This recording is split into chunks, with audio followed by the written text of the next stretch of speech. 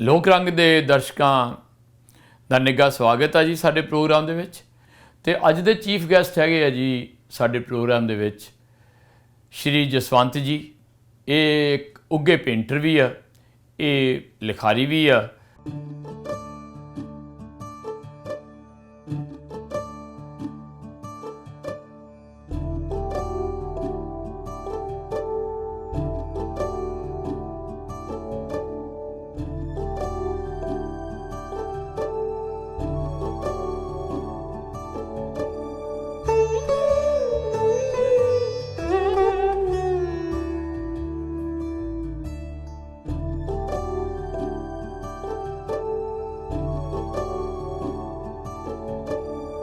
ਹੁਣ ਇਹਨਾਂ ਨੇ ਇੱਕ ਕਿਤਾਬ ਲਿਖੀ ਆ ਰੀਸੈਂਟਲੀ ਜਿਹਦਾ ਨਾਮ ਹੈਗਾ ਬੁਲਬੁਲੇ ਦੀ ਆਤਮ ਕਥਾ।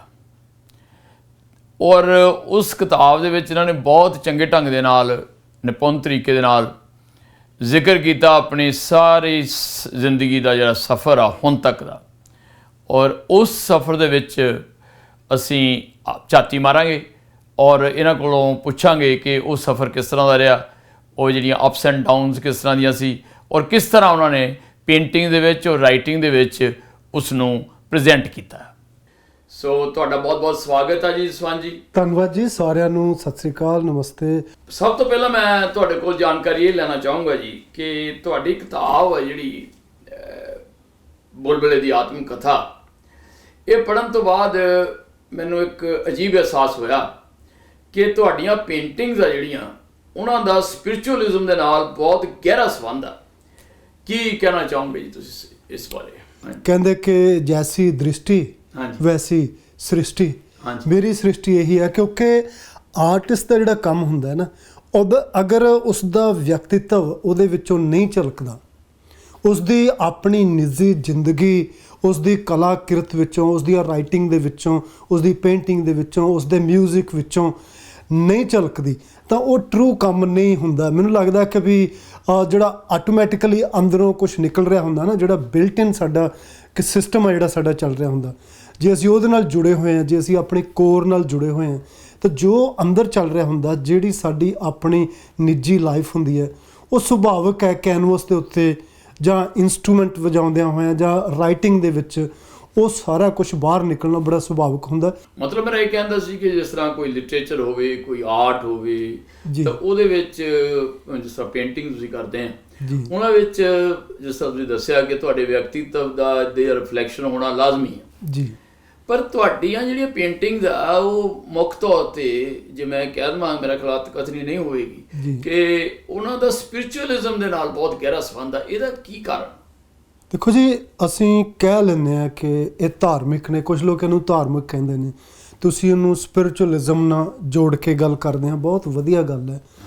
ਲੇਕਿਨ ਮੈਂ ਇਹ ਸੋਚਦਾ ਕਿ ਵੀ ਜਿਹੜੀ ਮੇਰੀ ਇਨਰ ਸੈਲਫ ਹੈ, ਜੋ ਮੇਰੇ ਅੰਦਰ ਚੱਲ ਰਿਹਾ ਹੈ, ਉਹੀ ਬਾਹਰ ਹੈ। ਔਰ ਮੇਰੇ ਵਾਸਤੇ ਪੂਰੀ ਦੁਨੀਆ ਜਿਹੜੀ ਹੈ ਨਾ ਸਪਿਰਿਚੁਅਲ ਹੈ। ਠੀਕ ਹੈ। ਆਪਾਂ ਜਦੋਂ ਅਸੀਂ ਕਿਸੇ ਵੀ ਰਿਲੀਜਨ ਜਾਂ ਧਰਮ ਤੋਂ ਉੱਠ ਕੇ ਥੋੜ੍ਹਾ ਜਿਹਾ ਅੱਗੇ ਦੀ ਗੱਲ ਕਰਦੇ ਹਾਂ, ਅੱਜ ਕੱਲ੍ਹ ਮੈਨੂੰ ਲੱਗਦਾ ਉਸੇ ਨੂੰ ਅੱਜ ਕੱਲ੍ਹ ਲੋਕੀ ਸਪਿਰਿਚੁਅਲਿਜ਼ਮ ਕਹਿੰਦੇ ਨੇ। ਜਦੋਂ ਅਸੀਂ ਸਪਿਰਿਟ ਦੀ ਗੱਲ ਕਰਦੇ ਹਾਂ, ਜਦੋਂ ਅਸੀਂ ਆਤਮਾ ਦੀ ਗੱਲ ਕਰਦੇ ਹਾਂ, ਹੈ ਨਾ, ਜਦੋਂ ਅਸੀਂ ਜੀਵ ਆਤਮਾ ਦੀ ਪਰਮਾਤਮਾ ਨਾਲ ਜਿਹੜਾ ਮੇਲ ਹੈ, ਸੁਮੇਲ ਹੈ, ਉਹਦਾ ਤਾਲਮੇਲ ਹੈ ਜਾਂ ਲਿੰਕ ਹੈ, ਜਦੋਂ ਅਸੀਂ ਉਹਦੀ ਗੱਲ ਕਰਦੇ ਉਸ ਨੂੰ ਅਸੀਂ ਸਪਿਰਿਚੁਅਲ ਕਹਿੰਦੇ। ਹੁਣੇ ਜੇ ਇੱਕ ਐਗਜ਼ੀਬਿਸ਼ਨ ਲੱਗੀ ਸੀ, ਤੁਸੀਂ ਵੀ ਉਸ ਦਿਨ ਉੱਥੇ ਸੀਗੇ, ਵਰਿਆਮ ਮਸਤ ਹੋਰੀ ਉੱਥੇ ਸੀਗੇ, ਤੇ ਮੈਂ ਵੀ ਹੈਰਾਨ ਸੀ ਕਿ ਮੇਰੀਆਂ ਤਸਵੀਰਾਂ ਦੇ ਸਾਹਮਣੇ ਬੈਠ ਕੇ ਕੁਛ ਲੋਕ ਜਿਹੜੇ ਹੈਗੇ ਉਹ ਬੜੇ ਭਾਵੁਕ ਹੋ ਰਹੇ ਹੁੰਦੇ ਆ। ਔਰ ਮੈਂ ਕਈ ਵਾਰੀ ਦੇਖਿਆ, ਲੇਕਿਨ ਇਸ ਵਾਰੀ ਮੈਂ ਜ਼ਿਆਦਾ ਅਟੈਂਸ਼ਨ ਦਿੱਤੀ ਉਸ ਗੱਲ ਨੂੰ, ਤੇ ਉਹ ਉਹਨਾਂ ਨੂੰ ਅੰਦਰੋਂ ਕੁਛ ਜਿਹੜਾ ਹੈਗਾ ਉਹ ਕਨੈਕਸ਼ਨ ਬਣ ਰਿਹਾ ਹੋਏਗਾ ਤਸਵੀਰ ਦਾ, ਹੈ ਨਾ। ਤੇ ਮੈਂ ਸੋਚਦਾ ਕਿ ਜੋ ਮੈਂ ਕਰ ਰਿਹਾ, ਜੋ ਮੇਰੀ ਨਿੱਜੀ ਜ਼ਿੰਦਗੀ ਹੈ, ਜੋ ਮੇਰੇ ਐਕਸਪੀਰੀਅੰਸਿਸ ਹੋ ਰਹੇ ਨੇ, ਹੈ ਨਾ, ਉਹ ਐਕਸਪੀਰੀਅੰਸ ਹੌਲੀ ਹੌਲੀ ਮੇਰੇ ਕੈਨਵਸ 'ਤੇ ਬਾਹਰ ਜਿਹੜੇ ਆ ਨਿਕਲਣੇ ਸ਼ੁਰੂ ਹੋ ਰਹੇ ਨੇ। ਠੀਕ ਹੈ ਜੀ। एरिस्टोटल ने एक जगह किया है जसवंत जी कि all art is an imitation of life। जी बिल्कुल जी। ਜਿਸ ਤਰ੍ਹਾਂ ਤੁਸੀਂ ਕਹਿੰਦੇ ਆ ਕਿ ਤੁਸੀਂ ਜਦੋਂ ਪੇਂਟਿੰਗ ਕਰਦੇ ਆ, ਤੁਹਾਡਾ ਜਿਹੜਾ ਇੱਕ ਅੰਤਰੀਵ ਭਾਵ ਹੈਗਾ ਉਹ ਉਹਦੇ ਵਿੱਚ ਉਹਦਾ ਪ੍ਰਦਰਸ਼ਨ ਹੁੰਦਾ ਜੀ। ਤੇ ਕੀ ਜਿਹੜਾ ਤੁਸੀਂ ਸੋਚਦੇ ਆ ਉਹੀ ਪ੍ਰਦਰਸ਼ਿਤ ਹੁੰਦਾ ਹੈ ਕਿ ਨਹੀਂ ਹੁੰਦਾ ਜੋ ਤੁਸੀਂ ਪੇਂਟਿੰਗਸ ਕਰਨ ਤੋਂ ਬਾਅਦ ਦੇਖਦੇ ਆ ਪੇਂਟਿੰਗ? ਬੜਾ ਸੋਹਣਾ ਕੁਐਸਚਨ ਹੈ ਜੀ ਤੁਹਾਡਾ, ਔਰ ਮੈਨੂੰ ਮੇਰੇ ਦਿਲ ਨੂੰ ਟੁੰਬਦਾ ਹੈ ਕੁਐਸਚਨ। ਬੜੀ ਵਾਰੀ ਇੱਕ ਕੁਐਸਚਨ ਪੁੱਛਿਆ ਜਾਂਦਾ ਕਿ ਕੀ ਤੁਸੀਂ ਜੋ ਸੋਚ ਰਹੇ ਹੋ ਹਾਂਜੀ ਜਾਂ ਤੁਹਾਡੇ ਅੰਦਰ ਚੱਲ ਰਿਹਾ ਜੋ, ਹਾਂਜੀ ਕਿ ਉਹ ਬਾਹਰ ਪੇਂਟਿੰਗ ਦੇ ਵਿੱਚੋਂ ਝਲਕਦਾ? ਹਾਂਜੀ 2-4%।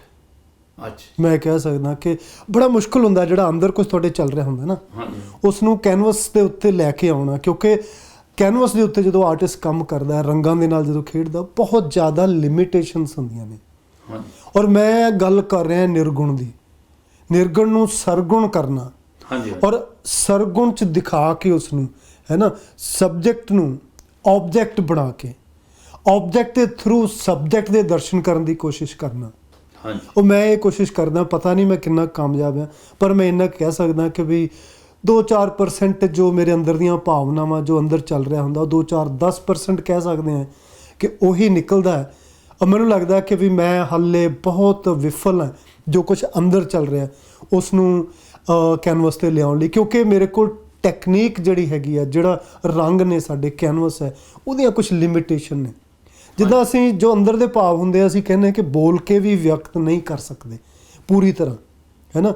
ਔਰ ਬੋਲੀ ਜਿਹੜੀ ਹੈਗੀ ਆ, ਉਸ ਤੋਂ ਅੱਗੇ ਜਾ ਕੇ ਆਰਟ ਦੇ ਵਿੱਚ ਅਸੀਂ ਗੱਲ ਕਰਦੇ ਹਾਂ ਰੰਗਾਂ ਨਾਲ ਸਾਡੇ ਇਮੋਸ਼ਨਸ ਜਿਹੜੇ ਨੇ ਉਹ ਹੂਬਹੂ ਤਾਂ ਨਹੀਂ, ਲੇਕਿਨ ਕਿਸੇ ਹੱਦ ਤੱਕ ਉਹ ਇਮੋਸ਼ਨਸ ਜਿਹੜੇ ਨੇ ਉਹ ਲੋਕਾਂ ਨਾਲ ਸਾਂਝੇ ਹੋ ਸਕਦੇ ਨੇ, ਦਰਸ਼ਕ ਨਾਲ ਸਾਂਝੇ ਹੋ ਸਕਦੇ ਆ। ਲੇਕਿਨ ਫਿਰ ਵੀ ਜਿੱਦਾਂ ਮੈਂ ਤੁਹਾਨੂੰ ਕਿਹਾ ਕਿ ਉਹ 5-7-10% ਹੀ ਮੈਂ ਉਹ ਕੋਸ਼ਿਸ਼ ਕਰ ਪਾਉਣਾ। ਹਾਲੇ ਵੀ ਸਟੂਡੈਂਟ ਹੈ, ਵਿਦਿਆਰਥੀ ਹਾਂ, ਸਿੱਖ ਰਹੇ ਹਾਂ, ਕੋਸ਼ਿਸ਼ ਕਰ ਰਹੇ ਹਾਂ ਕਿ ਰੰਗਾਂ ਰਾਹੀਂ ਆਪਣੇ ਅੰਦਰ ਦੀ ਗੱਲ ਜਿਹੜੀ ਹੈ ਉਹ ਪੂਰੀ ਕਰ ਸਕਾਂ।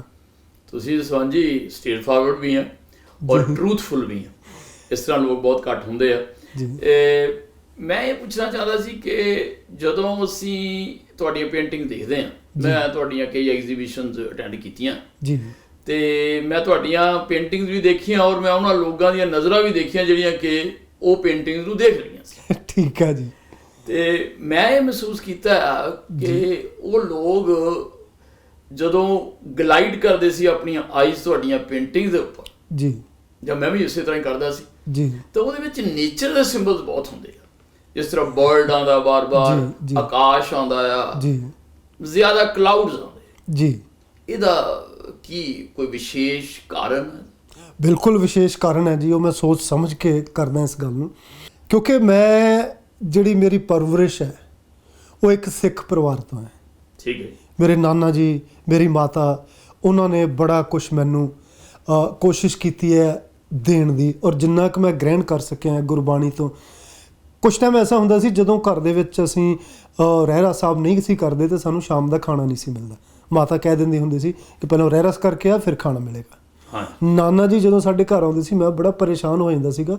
ਉਹਨਾਂ ਦੀਆਂ ਬੰਦਸ਼ਾਂ ਜ਼ਿਆਦਾ ਹੁੰਦੀਆਂ ਸੀ ਕਿ ਇਹ ਕੀਤਾ, ਇਹ ਪੜ੍ਹਿਆ, ਗੁਟਕਾ ਠੀਕ ਢੰਗ ਨਾਲ ਰੱਖਿਆ, ਠੀਕ ਢੰਗ ਨਾਲ ਲਪੇਟਿਆ। ਉਹ ਜਿਹੜਾ ਸਾਰਾ ਕੁਝ ਸੀਗਾ ਉਹ ਅੰਦਰ ਜਿਹੜਾ ਹੈਗਾ ਉਹ ਮੇਰੇ ਆਇਆ, ਔਰ ਉਹੀ ਚੀਜ਼ਾਂ ਮੈਂ ਵਿਅਕਤ ਕਰਨ ਦੀ ਕੋਸ਼ਿਸ਼ ਜਿਹੜੀ ਹੈਗੀ ਆ ਕਰ ਰਿਹਾ। ਉਹ ਬੜੇ ਸੋਚ ਸਮਝ ਦੇ ਨਾਲ ਜੋ ਕੁਝ ਮੈਨੂੰ ਗੁਰਬਾਣੀ ਤੋਂ ਮਿਲਿਆ, ਜਿੰਨੇ ਵੀ ਗੁਰੂਆਂ ਨੇ ਬਾਣੀ ਲਿਖੀ ਹੈ ਜਿਹੜੀ ਦਰਜ ਹੈ, ਕਿਉਂਕਿ ਸਾਰੇ ਗੁਰੂ ਸਾਹਿਬਾਨ ਦੀ ਬਾਣੀ ਗੁਰੂ ਗ੍ਰੰਥ ਸਾਹਿਬ ਵਿੱਚ ਦਰਜ ਨਹੀਂ ਹੈ, ਉਹਨਾਂ ਨੇ ਜਿਹੜੇ ਸਿੰਬਲ ਯੂਜ਼ ਕੀਤੇ ਨੇ, ਹੈ ਨਾ। ਗੁਰੂ ਨਾਨਕ ਦੇਵ ਖਾਸ ਕਰਕੇ, ਗੁਰੂ ਅਰਜਨ ਦੇਵ ਜੀ ਦੀ ਜਿਹੜੀ ਲੈਂਗੁਏਜ ਹੈ ਉਹਦੇ ਵਿੱਚ ਜਿਹੜੀ ਕੁਦਰਤ ਦੀ ਗੱਲ ਉਹ ਕਰਦੇ ਆ, ਹੈ ਨਾ। ਪੰਛੀ ਨੂੰ ਅਸੀਂ ਜਿਹੜਾ ਹੈ ਨਾ ਆਤਮਾ ਨਾਲ ਜੋੜਦੇ ਹਾਂ। ਠੀਕ ਹੈ ਜੀ। ਪੰਛੀ ਜਿਹੜਾ ਕਿਤੇ ਵੀ ਮੈਂ ਪੰਛੀ ਬਣਾਉਣਾ ਨਾ, ਉਹ ਆਤਮਾ ਦਾ ਮੇਰਾ ਸਿੰਬਲ ਹੁੰਦਾ, ਜਾਂ ਜਿਹੜਾ ਜੀਵ ਆਤਮਾ ਹੈ ਉਹਦਾ ਇਸ ਦੁਨੀਆ 'ਚ ਆ ਜਾਣਾ। ਬਹੁਤੇ ਸਾਰੇ ਲੋਕਾਂ ਨੂੰ, ਜਾਂ ਅਸੀਂ ਕਹਿ ਸਕਦੇ ਹਾਂ ਕਿ ਸਾਨੂੰ ਨਹੀਂ ਪਤਾ ਹੁੰਦਾ, ਕਿਸੇ ਕਾਰਨਵਸ਼ ਅਸੀਂ ਇੱਥੇ ਆ ਗਏ, ਲੇਕਿਨ ਜੀਵ ਆਤਮਾ ਨੇ ਆਪਣਾ ਇਹ ਜ਼ਿੰਦਗੀ ਦਾ ਜਿਹੜਾ ਇਹ ਭੌਤਿਕ ਵਰਲਡ ਹੈ, ਇਸ ਦਾ ਸਫ਼ਰ ਤੈਅ ਕਰਨਾ। ਉਹਦੇ ਵਿੱਚ ਇਹ ਸਿੱਖਣਾ ਵੀ ਜ਼ਰੂਰੀ ਹੈ ਕਿ ਅਸੀਂ ਕੀ ਵਾਪਸ ਜਿੱਥੋਂ ਆਏ ਹਾਂ, ਨਿਜ ਧਾਮ ਜਾਂ ਜੋ ਵੀ ਅਸੀਂ ਕਹਿੰਦੇ ਹਾਂ, ਸ਼ਬਦ ਕੋਈ ਵੀ ਹੋ ਸਕਦਾ, ਉੱਥੇ ਜਾ ਸਕਦੇ ਹਾਂ। ਅਤੇ ਉਹ ਜਿਹੜਾ ਪ੍ਰੋਸੈਸ ਹੈ ਉਹਦੇ ਵਿੱਚ ਜਿਹੜਾ ਮਾਈ ਸੈਲਫ ਹੈ, ਜਿਹਨੂੰ ਅਸੀਂ ਪਰਮਾਤਮ ਰੂਪ ਕਹਿ ਸਕਦੇ ਹਾਂ, ਆਤਮ ਰੂਪ ਕਹਿ ਸਕਦੇ ਹਾਂ। ਗੁਰੂ ਸਾਹਿਬ ਕਹਿੰਦੇ ਨੇ ਵਿੱਚ ਜੋਤ ਰਾਖੀ ਤਾਤੂ ਜਗ ਮੇ ਆਇਆ, ਘਟ ਹੀ ਮਾਹੇ ਬਾਹਰ ਨਾਹੀਂ। ਔਰ ਉਹ ਮੈਨੂੰ ਹੁਣ ਮਹਿਸੂਸ ਹੁੰਦਾ ਹੈ ਕਿ ਜਿਹੜਾ ਘਟ ਵਿੱਚ ਬੈਠਿਆ ਹੋਇਆ ਹੈ, ਉਹਦੇ ਨਾਲ ਜਦੋਂ ਤਾਲਮੇਲ ਹੁੰਦਾ ਹੈ ਤੇ ਉਹਦੇ ਸਿੰਬਲ ਗੁਰਬਾਣੀ ਵਿੱਚ ਕਿਹੜੇ ਹੁੰਦੇ ਸੀਗੇ, ਉਹ ਮੈਂ ਸਿੰਬਲ ਜਿਹੜੇ ਹੈਗੇ ਆ ਉਹ ਘੜਨ ਦੀ ਕੋਸ਼ਿਸ਼ ਕਰਦਾ, ਉਹਨਾਂ ਨੂੰ ਪੇਂਟਿੰਗ ਦੇ ਵਿੱਚ ਵਿਅਕਤ ਕਰਨ ਦੀ ਕੋਸ਼ਿਸ਼ ਕਰਦਾ। ਔਰ ਤੁਸੀਂ ਦੇਖਿਆ ਹੋਵੇਗਾ ਕਿਸੇ ਵੀ ਪੇਂਟਿੰਗ ਦੇ ਵਿੱਚ ਜਦੋਂ ਪੰਛੀ ਬਣਾਉਣਾ, ਮੇਰੇ ਪੰਛੀ ਆ ਰਹੇ ਨਹੀਂ ਹੁੰਦੇ ਪੇਂਟਿੰਗ 'ਚ, ਉਹ ਫਲਾਈਟ ਤੇ ਹੁੰਦੇ ਨੇ, ਕਿਤੇ ਜਾ ਰਹੇ ਹੁੰਦੇ ਨੇ। ਇਹ ਵੀ ਇੱਕ ਸਿੰਬਲ ਹੈ। ਔਰ ਜਿਹੜਾ ਕਲਾਊਡ ਦੀ ਤੁਸੀਂ ਗੱਲ ਕੀਤੀ ਹੈ, ਕਲਾਊਡਸ ਮੈਂ ਇਦਾਂ ਸੋਚਦਾ ਕਿ ਜਿੱਦਾਂ ਆਮ ਲੋਕੀ ਗੱਲ ਕਰਦੇ ਨੇ ਬਾਬੇ ਨਾਨਕ ਨਾਲ ਮਿੱਟੀ ਧੁੰਦ ਜਗ ਚਾਨਣ ਹੋਇਆ, ਮੈਂ ਇਦਾਂ ਦੀ ਕੋਈ ਧੁੰਦ ਦੀ ਗੱਲ ਨਹੀਂ ਕਰਦਾ, ਲੇਕਿਨ ਮੈਂ ਇੱਕ ਚੀਜ਼ ਕਰਦਾ ਕਿ ਜਿਹੜਾ ਅਗਿਆਨ ਦਾ ਪਰਦਾ ਹੁੰਦਾ ਹੈ, ਅਗਿਆਨ ਦੇ ਬੱਦਲਾਂ ਦੇ ਪਿੱਛੇ ਗਿਆਨ, ਜਦੋਂ ਬੱਦਲ ਹਟਦੇ ਨੇ, ਜਦੋਂ ਸਮਝ ਆਉਂਦੀ ਹੈ ਸਾਨੂੰ, ਤੇ ਉਹ ਜਿਹੜੇ ਮੈਂ ਬੱਦਲ ਬਣਾਉਣਾ ਹੈ ਉਹਦੇ ਅੱਗੇ ਤੇ ਪਿੱਛੇ ਨੂੰ ਸੋਚ ਕੇ ਬਣਾਉਣਾ ਕਿ ਜਦੋਂ ਹੀ ਇਹ ਧੁੰਦ ਦੇ ਬੱਦਲ ਹਟਣਗੇ ਤਾਂ ਮੇਰੇ ਗਿਆਨ ਦੀ ਜਿਹੜੀ ਹੈਗੀ ਹੈ ਉਹ ਮੈਨੂੰ ਪ੍ਰਾਪਤੀ ਹੋਏਗੀ, ਔਰ ਉਹਦੇ ਨਾਲ ਜਿਹੜਾ ਹੈਗਾ ਮੈਂ ਇੱਕਮਿਕ ਹੋ ਕੇ ਇਹਨਾਂ ਬੱਦਲਾਂ ਤੋਂ ਪਰੇ ਹੋ ਕੇ ਆਪਣੇ ਜਿਹੜਾ ਮੇਰਾ ਸੋਰਸ ਹੈ, ਜਿਹੜਾ ਮੇਰਾ ਕੋਰ ਹੈ, ਉਹਦੇ ਨਾਲ ਜੁੜਨ ਦੀ ਕੋਸ਼ਿਸ਼ ਕਰ ਸਕਦਾ। ਠੀਕ ਹੈ ਜੀ। ਔਰ ਹਮੇਸ਼ਾ ਤੁਹਾਡੇ ਬਰਡਸ ਆ ਜਿਹੜੇ ਹਮੇਸ਼ਾ ਇਨ ਫਲਾਈਟ ਹੀ ਹੁੰਦੇ। ਬਿਲਕੁਲ ਜੀ, ਬਿਲਕੁਲ। ਉਹ ਕਿਤੇ ਰੁਕੇ ਹੋਏ ਨਹੀਂ ਹੁੰਦੇ। ਬਿਲਕੁਲ। ਕਦੀ ਕਿਤੇ ਦਰਖਤ ਤੇ ਨਹੀਂ ਬੈਠਦੇ ਜੀ, ਦਰਖਤ ਦੀ ਟਹਿਣੀ ਤੇ ਨਹੀਂ ਬੈਠਦੇ ਜੀ, ਕਦੀ ਉਹ ਸਮੁੰਦਰ ਦੇ ਤਲ ਤੇ ਨਹੀਂ ਹੁੰਦੇ ਜੀ, ਕਦੀ ਉਹ ਕਿਨਾਰੇ ਤੇ ਨਹੀਂ ਬੈਠਦੇ, ਉਹ ਹਮੇਸ਼ਾ ਚੱਲਦੇ ਰਹਿੰਦੇ ਆ। ਬਿਲਕੁਲ ਠੀਕ। ਔਰ ਇਹ ਚਲੋ ਤੁਸੀਂ ਮੇਰਾ ਖਿਆਲ ਤਾਂ ਕੰਟੀਨਿਊਏਸ਼ਨ ਆਫ ਲਾਈਫ ਆ ਜਾਂ ਇੱਕ ਪ੍ਰੋਸੈਸ ਆ ਜ਼ਿੰਦਗੀ ਦਾ, ਜਿਸ ਚੱਲਦੇ ਰਹਿਣਾ ਹੀ ਜਿਹੜਾ ਇੱਕ ਲਾਜ਼ਮੀ ਹੁੰਦਾ, ਇਹੀ ਤੁਸੀਂ ਸੋਚ ਕੇ ਬਣਾਉਣਾ ਜੀ। ਬਿਲਕੁਲ। ਆਪਾਂ ਪਹਿਲੇ ਵੀ ਗੱਲ ਕੀਤੀ ਸੀ ਕਿ ਬਹੁਤੇ ਸਾਰੇ ਜਿਹੜੇ ਮੇਰੇ ਬਰਡਸ ਨੇ, ਜਿੱਥੇ ਕਿਤੇ ਮੈਂ ਬਰਡ ਰੁਕਿਆ ਹੋਇਆ ਬਣਾਇਆ, ਉਹ ਘੱਟ ਬਣਾਇਆ ਤੁਸੀਂ ਉਹ, ਜਿੱਥੇ ਕਿਤੇ ਰੁਕਿਆ ਹੋਇਆ ਬਣਾਓ, ਇੱਕ ਸਿੰਬਲ ਹੈ ਕਿ ਇੱਕ ਪੇਂਟਿੰਗ ਦੇ ਵਿੱਚ ਜਿਹੜੀ ਹੈਗੀ ਹੈ ਉਹ ਬਗਲੇ ਦੀ ਔਰ ਹੰਸ ਦੀ ਗੱਲ ਹੋ ਰਹੀ, ਕਿਆ ਹੰਸ ਕਿਆ ਬਗਲਾ ਜਾ ਕੋ ਨਦਰ ਕਰੇ, ਹੈ ਨਾ। ਤੇ ਉਹਦਾ ਜਿਹੜਾ ਸਿੰਬਲ ਹੈ ਗੁਰੂ ਸਾਹਿਬਾਂ ਨੇ ਦਿੱਤਾ, ਇੱਕ ਬਗੁਲਾ ਜਿਹੜਾ ਹੈਗਾ, ਕਿਤੇ ਇਹ ਸਿੰਬਲ ਹੈਗਾ ਕਿ ਉਹ ਬੈਠਿਆ ਹੋਇਆ, ਲੇਕਿਨ ਮੈਂ ਪੇਂਟਿੰਗ ਦੇ ਵਿੱਚ ਕੋਸ਼ਿਸ਼ ਕੀਤੀ ਹੈ ਕਿ ਉਸ ਦਾ ਜਿਹੜਾ ਦ੍ਰਿਸ਼ਟੀ ਹੈ ਉਸਦੀ ਪੰਛੀ ਦੀ, ਉਹ ਹੰਸ ਵੱਲ ਹੈ। ਵੈਸੇ ਤਾਂ ਗੁਰੂ ਸਾਹਿਬ ਕਹਿੰਦੇ ਨੇ ਕਿ ਬਗਲੇ ਔਰ ਹੰਸ ਦੇ ਵਿੱਚ, ਕਾਗ ਦੇ ਵਿੱਚ ਕੋਈ ਫਰਕ ਨਹੀਂ ਹੈਗਾ, ਸਾਡੀ ਕਿਰਤ ਵਿੱਚ ਫਰਕ ਹੁੰਦਾ ਹੈ। ਔਰ ਪਰਮਾਤਮਾ ਦੀ ਜਿਹੜਾ ਡਿਵਾਈਨ ਹੈ ਉਹ ਹਰ ਇੱਕ ਦੇ ਵਿੱਚ ਇੱਕੋ ਜਿਹਾ ਪ੍ਰੈਜ਼ੈਂਸ ਹੈ ਨਾ। ਉਹ ਅਸੀਂ ਲੋਕਾਂ ਨੇ ਰੰਗਾਂ ਦੇ ਭੇਦ ਜਾਂ ਪੰਛੀਆਂ ਦੇ ਭੇਦ ਬਣਾਏ ਹੋਏ ਨੇ, ਲੇਕਿਨ ਇਹੀ ਹੁੰਦਾ ਹੈ ਕਿ ਜਿਹੜਾ ਰੁਕਣਾ ਜਿਹੜਾ ਹੈਗਾ ਉਹ ਇਸ ਦੁਨੀਆ ਦੀ, ਇਹ ਜਿਹੜਾ ਭੌਤਿਕ ਵਰਲਡ ਹੈ, ਇਹਦੇ ਵਿੱਚ ਰੁਝਾਨ ਦਾ ਕਾਰਨ ਹੈ ਔਰ ਆਪਣੀ ਮਸਤੀ ਹੈ, ਲੇਕਿਨ ਉਡਾਨ ਜਿਹੜੀ ਹੈ ਉਹ ਜ਼ਿੰਦਗੀ ਦੀ ਕੰਟੀਨਿਊਏਸ਼ਨ ਦੇ ਨਾਲ ਨਾਲ ਜਿਹੜੀ ਹੈਗੀ ਹੈ ਆਤਮਾ ਦੀ ਕੰਟੀਨਿਊਏਸ਼ਨ ਹੈ। ਔਰ ਮੈਂ ਕੋਸ਼ਿਸ਼ ਕਰਦਾ, ਹੋ ਸਕਦਾ ਹੌਲੀ ਹੌਲੀ ਅਗਾਂਹ ਕਿਸੇ ਜਗ੍ਹਾ 'ਤੇ ਜਿਹਨੂੰ ਪਰਮ ਧਾਮ ਕਹਿੰਦੇ ਜਾਂ ਕੁਛ ਕਹਿੰਦੇ, ਉੱਥੇ ਥੰਮ ਜਾਣ ਦੀ ਜਿਹੜੀ ਮੇਰੀ ਕੋਸ਼ਿਸ਼ ਹੈ ਉਹ ਮੈਂ ਪੇਂਟਿੰਗ 'ਚ ਦਰਸਾ ਸਕਾਂ। ਉਹ ਹਾਲੇ ਪਤਾ ਨਹੀਂ ਕਦੋਂ ਹੋਏਗਾ। ਠੀਕ ਹੈ ਜੀ, ਠੀਕ ਹੈ ਜੀ। ਮੈਂ ਜੀ ਇੱਕ ਹੋਰ ਵੀ ਗੱਲ ਨੋਟ ਕੀਤੀ ਆ, ਜੋ ਤੁਹਾਡੀਆਂ ਪੇਂਟਿੰਗ ਦੇਖੀਆਂ, ਬੜੇ ਗੌਰ ਨਾਲ ਦੇਖੀਆਂ, ਬੜੀ ਇੰਟੈਂਸਲੀ ਮੈਂ ਦੇਖਦਾ ਤੁਹਾਡੀਆਂ ਪੇਂਟਿੰਗਸ ਜੀ, ਕਿ ਉਹ ਇੰਪ੍ਰੈਸ ਕਰਦੀਆਂ, ਤਾਂ ਹੀ ਮੈਂ ਦੇਖਦਾ। ਠੀਕ ਹੈ ਜੀ। ਤੇ ਵਰਡਸਵਰਥ ਨੇ ਇੱਕ ਜਗ੍ਹਾ ਲਿਖਿਆ ਹੈ ਜੀ ਕਿ ਇੱਕ ਮੌਕਾ ਆਉਂਦਾ ਜੀ, ਇੱਕ ਸਟੇਜ ਆਉਂਦੀ ਹੈ ਲਾਈਫ ਦੀ ਜੀ, ਜਦੋਂ ਕਿ ਤੁਹਾਡੀ ਜਿਹੜੀ ਨਬਜ਼ ਹੈਗੀ ਆ ਉਹ ਰੁਕ ਜਾਂਦੀ। ਠੀਕ ਹੈ। ਦਿਲ ਦੀ ਧੜਕਣ ਜਿਹੜੀ ਉਹ ਰੁਕ ਜਾਂਦੀ ਹੈ, ਇੱਕ ਅਜੀਬ ਕਿਸਮ ਦਾ ਅਹਿਸਾਸ ਆ ਜੀ। ਤੇ ਲਾਈਨ ਇੱਕ ਉਹਨਾਂ ਨੇ ਲਿਖੀ ਆ, ਬੜੀ ਖੂਬਸੂਰਤ ਲਾਈਨ ਆ ਜੀ, ਕਿ we start seeing into the life of things.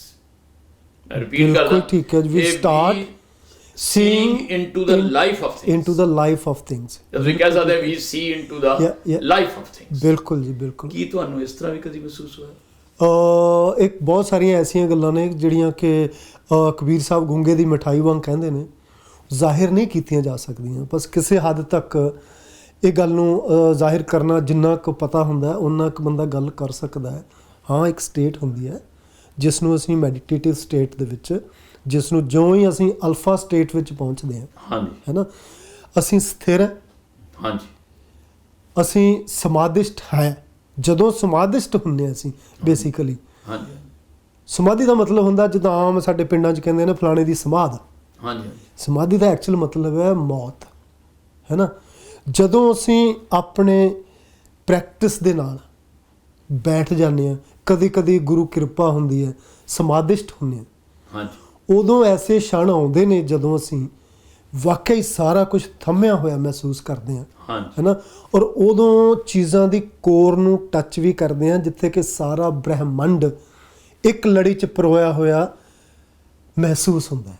ਠੀਕ ਹੈ ਉਹ ਕਿੱਥੋਂ ਤੱਕ ਪਰੋਇਆ ਹੋਇਆ ਮਹਿਸੂਸ ਹੁੰਦਾ ਇਹ ਹਰ ਇੱਕ ਦਾ ਨਿੱਜੀ ਐਕਸਪੀਰੀਅੰਸ ਹੈ। ਹਾਂਜੀ। ਲੇਕਿਨ ਉਹ ਜਿਹੜੀ ਇੱਕ ਸੁਰਤਾ ਹੈ, ਹਾਂਜੀ ਉਹ ਜਿਹੜਾ ਇੱਕ ਲੈਅਤਾ ਹੈ ਨਾ, ਹਾਂਜੀ, ਹਾਂਜੀ। ਉਹ ਉਸ ਦਾ ਅਹਿਸਾਸ ਹੋਣਾ ਸ਼ੁਰੂ ਹੋ ਜਾਂਦਾ ਬੰਦੇ ਨੂੰ। ਔਰ ਡਿਵਾਈਨ ਵੰਡਰਫੁਲ ਮੂਮੈਂਟਸ ਹੁੰਦੀਆਂ ਨੇ ਇਹ ਜਿਹੜੀਆਂ ਕਿ ਸ਼ਬਦਾਂ 'ਚ ਬਿਆਨ ਨਹੀਂ ਕੀਤੀਆਂ ਜਾ ਸਕਦੀਆਂ।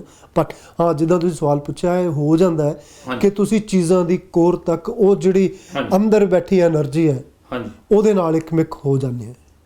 ਇਹ ਜਿਹੜੀ ਸਟੇਜ ਆ, ਅਗਰ ਮੈਂ ਪੁੱਛਣ ਦੀ ਤੁਸੀਂ ਇਜਾਜ਼ਤ ਦਿਓ ਜੀ। ਤੇ ਇਹ ਜਿਹੜੀ ਸਟੇਜ ਆ ਇੱਕ ਮਿਕ ਹੋਣ ਵਾਲੀ, ਹਾਂਜੀ। ਇਹ ਕਿੰਨੀ ਕੁ ਦੇਰ ਤੱਕ ਲਾਸਟ ਕਰਦੀ ਹੈ? ਇਹ ਸਾਡਾ ਨਿੱਜੀ ਐਕਸਪੀਰੀਅੰਸ ਹੁੰਦਾ ਜੀ, ਹਰ ਇੱਕ ਦਾ ਆਪਣਾ ਆਪਣਾ। ਹਾਂਜੀ। ਲੇਕਿਨ ਮੈਂ ਮਹਿਸੂਸ ਕੀਤਾ ਹੈ ਕਿ ਉਹ ਛਣਭੰਗੁਰ ਇੱਕ ਛਣ ਹੁੰਦਾ ਹੈ, ਹਾਂਜੀ। ਉਹਦੇ ਵਿੱਚ ਹੀ ਹੁੰਦਾ ਹੈ। ਹਾਂਜੀ। ਲੇਕਿਨ ਜਿਹੜਾ ਸਾਡਾ ਦੁਨਿਆਵੀ ਕਲੌਕ ਹੈ ਹਾਂਜੀ। ਉਹਦੇ ਵਿੱਚ 1 ਘੰਟਾ ਵੀ ਹੋ ਸਕਦਾ, ਪੂਰੀ ਇੱਕ ਰਾਤ ਵੀ ਹੋ ਸਕਦੀ ਹੈ। ਸਮਾਧੀ ਵਿੱਚ ਕਿੰਨੀ ਦੇਰ ਹੋਇਆ ਉੱਥੇ, ਮੇਰਾ ਆਪਣਾ ਤਜਰਬਾ ਹੈ ਕਿ ਮੈਨੂੰ ਮਹਿਸੂਸ ਟਾਈਮਲੈਸ ਹੋ ਜਾਂਦਾ ਬੰਦਾ ਉੱਥੇ। ਹਾਂਜੀ। ਹਾਂਜੀ। ਕਈ ਵਾਰੀ ਇਦਾਂ ਹੁੰਦਾ ਕਿ 1 ਸੈਕਿੰਡ ਵਾਂਗੂ ਲੱਗਦਾ ਹੈ ਕਿ ਤੁਹਾਡਾ ਜਿਹੜਾ ਹੈਗਾ ਜੋ Split second ਹੀ ਕਹਿ ਸਕਦੇ ਹਾਂ ਸਪਲਿਟ ਕਈ ਵਾਰੀ। ਸੈਕਿੰਡ ਹਾਂਜੀ, ਕਿਹਾ। ਹਾਂਜੀ, ਹਾਂਜੀ। ਲੇਕਿਨ ਜਦੋਂ ਅਸੀਂ ਟਾਈਮਲੈਸ ਦੀ ਗੱਲ ਕਰਦੇ ਹਾਂ ਨਾ, ਹਾਂਜੀ। ਉਹ ਟਾਈਮ 'ਚ ਬਿਆਨ ਨਹੀਂ ਹੋ ਸਕਦਾ। ਕਈ ਵਾਰੀ ਅਸੀਂ ਕਈ ਜਨਮ ਘੁੰਮ ਕੇ ਆ ਜਾਂਦੇ ਹਾਂ ਔਰ ਇਸ ਵਰਲਡ ਦਾ ਸੈਕਿੰਡ ਹੀ ਹੁੰਦਾ ਹਾਂਜੀ। ਹੈ ਨਾ। ਕਈ ਵਾਰੀ ਤੁਸੀਂ ਸਮਾਧਿਸਟ ਹੁੰਦੇ ਆ, ਕਈ 2-2 4-4 ਘੰਟੇ ਤੁਹਾਨੂੰ ਪਤਾ ਹੀ ਨਹੀਂ ਹੁੰਦਾ। ਜਿਹੜਾ ਸਾਡਾ ਕਲੌਕ ਹੈ, ਤੁਸੀਂ ਰਾਤ ਨੂੰ ਮੰਨ ਲਓ ਕਿ ਸੜਕੇ ਤੁਸੀਂ 3-2:30 ਵਜੇ ਬੈਠੇ ਆ, ਸਵੇਰ ਦੇ 6 ਜਾਂ 7 ਵੱਜ ਗਏ, ਚਿੜੀਆਂ ਬੋਲਣ ਲੱਗ ਗਈਆਂ, ਤੁਸੀਂ ਉੱਠ ਖੜੇ ਹੋਏ, ਲੇਕਿਨ ਤੁਹਾਨੂੰ ਇੱਦਾਂ ਲੱਗਦਾ ਕਿ ਅੱਛਾ ਵੀ ਮੇਰੀ ਤਾਂ ਹਾਲੇ ਤਾਂ ਮੈਂ ਜੁੜਿਆ ਹੀ ਸੀਗਾ। ਹਾਂਜੀ। ਇਹ ਮਹਿਸੂਸ ਹੁੰਦਾ ਜੀ, ਉੱਥੇ ਟਾਈਮ ਨਹੀਂ ਹੈ ਜੀ। ਹਾਂਜੀ। ਸੋ ਕਹਿਣਾ ਮੁਸ਼ਕਿਲ ਹੈ ਕਿ ਕਿੰਨੀ ਦੇਰ ਤੱਕ ਲਾਸਟ ਹੁੰਦਾ ਹੈ। ਵੈਸੇ ਮੈਡੀਟੇਸ਼ਨ ਦੇ ਦੌਰਾਨ ਕਈ ਵਾਰੀ ਇਸ ਤਰ੍ਹਾਂ ਵੀ ਪ੍ਰਤੀਤ ਹੁੰਦਾ ਰਹਿੰਦਾ ਜੀ ਕਿ ਇੱਕ ਤਰਲ ਪਦਾਰਥ ਆ, ਇੱਕ ਤੁਸੀਂ ਹਨੀ ਟਾਈਪ ਕਹਿ ਲਓ, ਜੀ। ਉਹਦਾ ਐਨ ਸਵਾਦ ਤਾਂ ਨਹੀਂ ਆਪਾਂ ਕਹਿ ਸਕਦੇ, ਜੀ। ਉਹ ਗਲੇ 'ਚ ਉਤਰਦਾ। ਕੀ ਤੁਹਾਡੇ ਵੀ ਇਸ ਤਰ੍ਹਾਂ ਹੋਇਆ? ਐਂਡ ਕੀ ਉਹਨੂੰ ਤੁਸੀਂ ਕਦੀ ਪੇਂਟਿੰਗ ਦੇ ਵਿੱਚ ਵੀ ਉਹਨੂੰ ਕੋਈ ਰੂਪ ਦੇਣ ਦੀ ਕੋਸ਼ਿਸ਼ ਕੀਤੀ, ਅਗਰ ਇਹ ਹੋਇਆ ਤਾਂ? ਅੱਛਾ ਜੀ। ਨਹੀਂ, ਇਹ ਹਰ ਇੱਕ ਦਾ ਆਪਣਾ ਆਪਣਾ ਐਕਸਪੀਰੀਅੰਸ ਹੈ। ਅੰਦਰ ਬਹੁਤ ਸਾਰੇ ਐਕਸਪੀਰੀਅੰਸ ਹੁੰਦੇ ਨੇ। ਹਾਂਜੀ। ਕੱਲਾ ਇਹ ਵਾਲਾ ਐਕਸਪੀਰੀਅੰਸ ਜਿਹੜਾ ਨਾ, ਅਸੀਂ ਇਹਨੂੰ ਕੁਛ ਲੋਕਾਂ ਨੂੰ ਇਹ ਐਕਸਪੀਰੀਅੰਸ ਹੁੰਦਾ ਕਿਉਂਕਿ ਖੇਡ ਹੈ ਸਾਰੀ, ਜਿਹਨੂੰ ਅਸੀਂ ਕਹਿੰਦੇ ਆ ਕਿ ਰਾਮ ਰਸਾਇਣ ਨਿਤ ਨਿਤ ਪੀਓ। ਅਸੀਂ ਇੱਥੇ ਗੁਰਬਾਣੀ ਦੇ ਵਿੱਚ ਵੀ ਉਸ ਨੂੰ ਕੈਮੀਕਲ ਰਸਾਇਣ ਕਿਹਾ ਗਿਆ। ਸੰਤ ਲੋਕ ਉਸ ਨੂੰ ਰਸਾਇਣ ਹੀ ਕਹਿੰਦੇ ਆ, ਕੈਮੀਕਲ ਹੀ ਕਹਿੰਦੇ ਆ। ਜਿਹੜੀ ਅੱਜ ਦੀ ਸਾਇੰਸ ਹੈ ਉਹ ਇਹਦਾ ਸਾਰੇ ਖੇਡ ਜਿਹੜੀ ਆ ਉਹ ਪੀਨੀਅਲ ਗਲੈਂਡ ਦੇ ਨਾਲ ਜੋੜਦੇ ਨੇ ਕਿ ਜਦੋਂ ਅਸੀਂ ਕਿਸੇ ਖਾਸ ਮੂਮੈਂਟ ਦੇ ਵਿੱਚ ਹੁੰਦੇ ਹਾਂ, ਕੋਈ ਖਾਸ ਪਦਾਰਥ, ਉਹ ਤਰਲ ਜਿਹੜਾ ਹੈਗਾ ਜਿਹਨੂੰ ਰਾਮ ਰਸਾਇਣ ਕਿਹਾ ਜਾਂਦਾ, ਹੋ ਸਕਦਾ ਇਹ ਹੋਵੇ, ਜ਼ਰੂਰੀ ਨਹੀਂ ਹੈ ਕਿ ਉਹੀ ਹੋਵੇ, ਕੁਝ ਹੋਰ ਵੀ ਹੋ ਸਕਦਾ ਕਿ ਉਹ ਆਪਾਂ 100%, ਕਿਉਂਕਿ ਜਿਹੜੇ ਮਿਸਟੇਕ ਐਕਸਪੀਰੀਅੰਸ ਹੈ ਨਾ, ਉੱਥੇ ਕੋਈ ਵੀ ਚੀਜ਼ ਨੂੰ ਅਸੀਂ 100% ਨਹੀਂ ਕਹਿ ਸਕਦੇ। ਲੇਕਿਨ ਜਿਉਂ ਹੀ ਪੀਨੀਅਲ ਗਲੈਂਡ ਤੁਹਾਡਾ ਰਸਾਇਣ ਚੇਂਜ ਕਰਦਾ ਹੈ, ਉਹ ਤੁਹਾਡੇ ਗਿਰਦੇ ਨੇ, ਹੈ ਨਾ, ਜਾਂ ਫਿਰ ਜਿਹਨੂੰ ਕਹਿ ਸਕਦੇ ਹਾਂ ਜਦੋਂ ਕਾਸਮਿਕ ਐਨਰਜੀ ਦੇ ਨਾਲ ਤੁਸੀਂ ਜੁੜਦੇ ਹੋ, ਤੁਹਾਡੇ ਸਾਹਸਤਰ ਤੋਂ ਤੁਹਾਡੇ ਨਾਲ ਜਿਹੜੀ ਬਹਿਣੀ ਸ਼ੁਰੂ ਹੁੰਦੀ ਹੈ। ਅਤੇ ਕੁਛ ਲੋਕਾਂ ਨੂੰ ਮਹਿਸੂਸ ਹੁੰਦਾ ਹੈ ਕਿ ਇੱਕ ਤਰਲ ਪਦਾਰਥ ਜਿਹੜਾ ਗਲੇ ਤੱਕ, ਮੇਰਾ ਐਕਸਪੀਰੀਅੰਸ ਨਹੀਂ ਹੈ। ਮੈਂ ਦੇਸੀ ਭਾਸ਼ਾ 'ਚ ਕਹਿ ਸਕਦਾ ਕਿ ਉਹ ਕਹਿੰਦੇ ਹੁੰਦੇ ਜਦੋਂ ਅੰਦਰ ਦਾ ਟੈਲੀਵਿਜ਼ਨ ਲੱਗ ਜਾਵੇ ਤੁਹਾਡਾ, ਅਤੇ ਫਿਰ ਤੁਸੀਂ ਆਨੰਦਿਤ ਹੋਵੋ। ਪਰਵਾਹ ਨਹੀਂ ਹੈ ਕਿ ਤੁਹਾਡਾ ਡੋਪੋਮੀਨ ਅੰਦਰ ਗਿਰ ਰਿਹਾ ਕਿਤੇ ਜਾਂ ਕੋਈ ਕੈਮੀਕਲ ਗਿਰ ਰਿਹਾ ਹੈਗਾ, ਤੁਹਾਨੂੰ ਪਤਾ ਹੁੰਦਾ ਕਿ ਆਨੰਦਿਤ ਹੈ।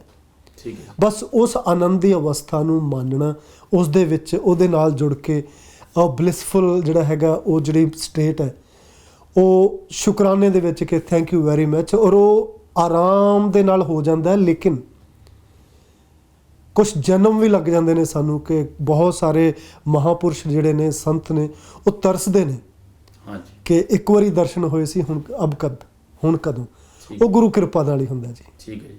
ਜਿਵੇਂ ਗੁਰੂਆਂ ਨੇ ਕਿਹਾ ਵੀ ਹੈ ਜੀ, ਗੁਰੂ ਸਾਹਿਬ ਨੇ, ਕਿ ਜੇ ਉਹ ਰਸ ਵਿਸਰ ਗਿਆ ਤਾਂ ਰਸ ਹੋਰ, ਤੇ ਇੱਕ ਐਸੈਂਸ ਜਾਂ ਇੱਕ ਰਸ ਦਾ ਉਹਨਾਂ ਨੇ ਨਾਮ ਦੇ ਦਿੱਤਾ ਇਹਨੂੰ ਕਿ ਉਹ ਰਸ ਅਗਰ ਵਿਸਰ ਵੀ ਜਾਣ ਤਾਂ ਰਸ ਹੋਰ ਬਹੁਤ ਆ। ਮਤਲਬ ਕਿ ਉੱਥੇ ਇੱਕ ਇਨਫਿਨਿਟ ਭੰਡਾਰ ਆ।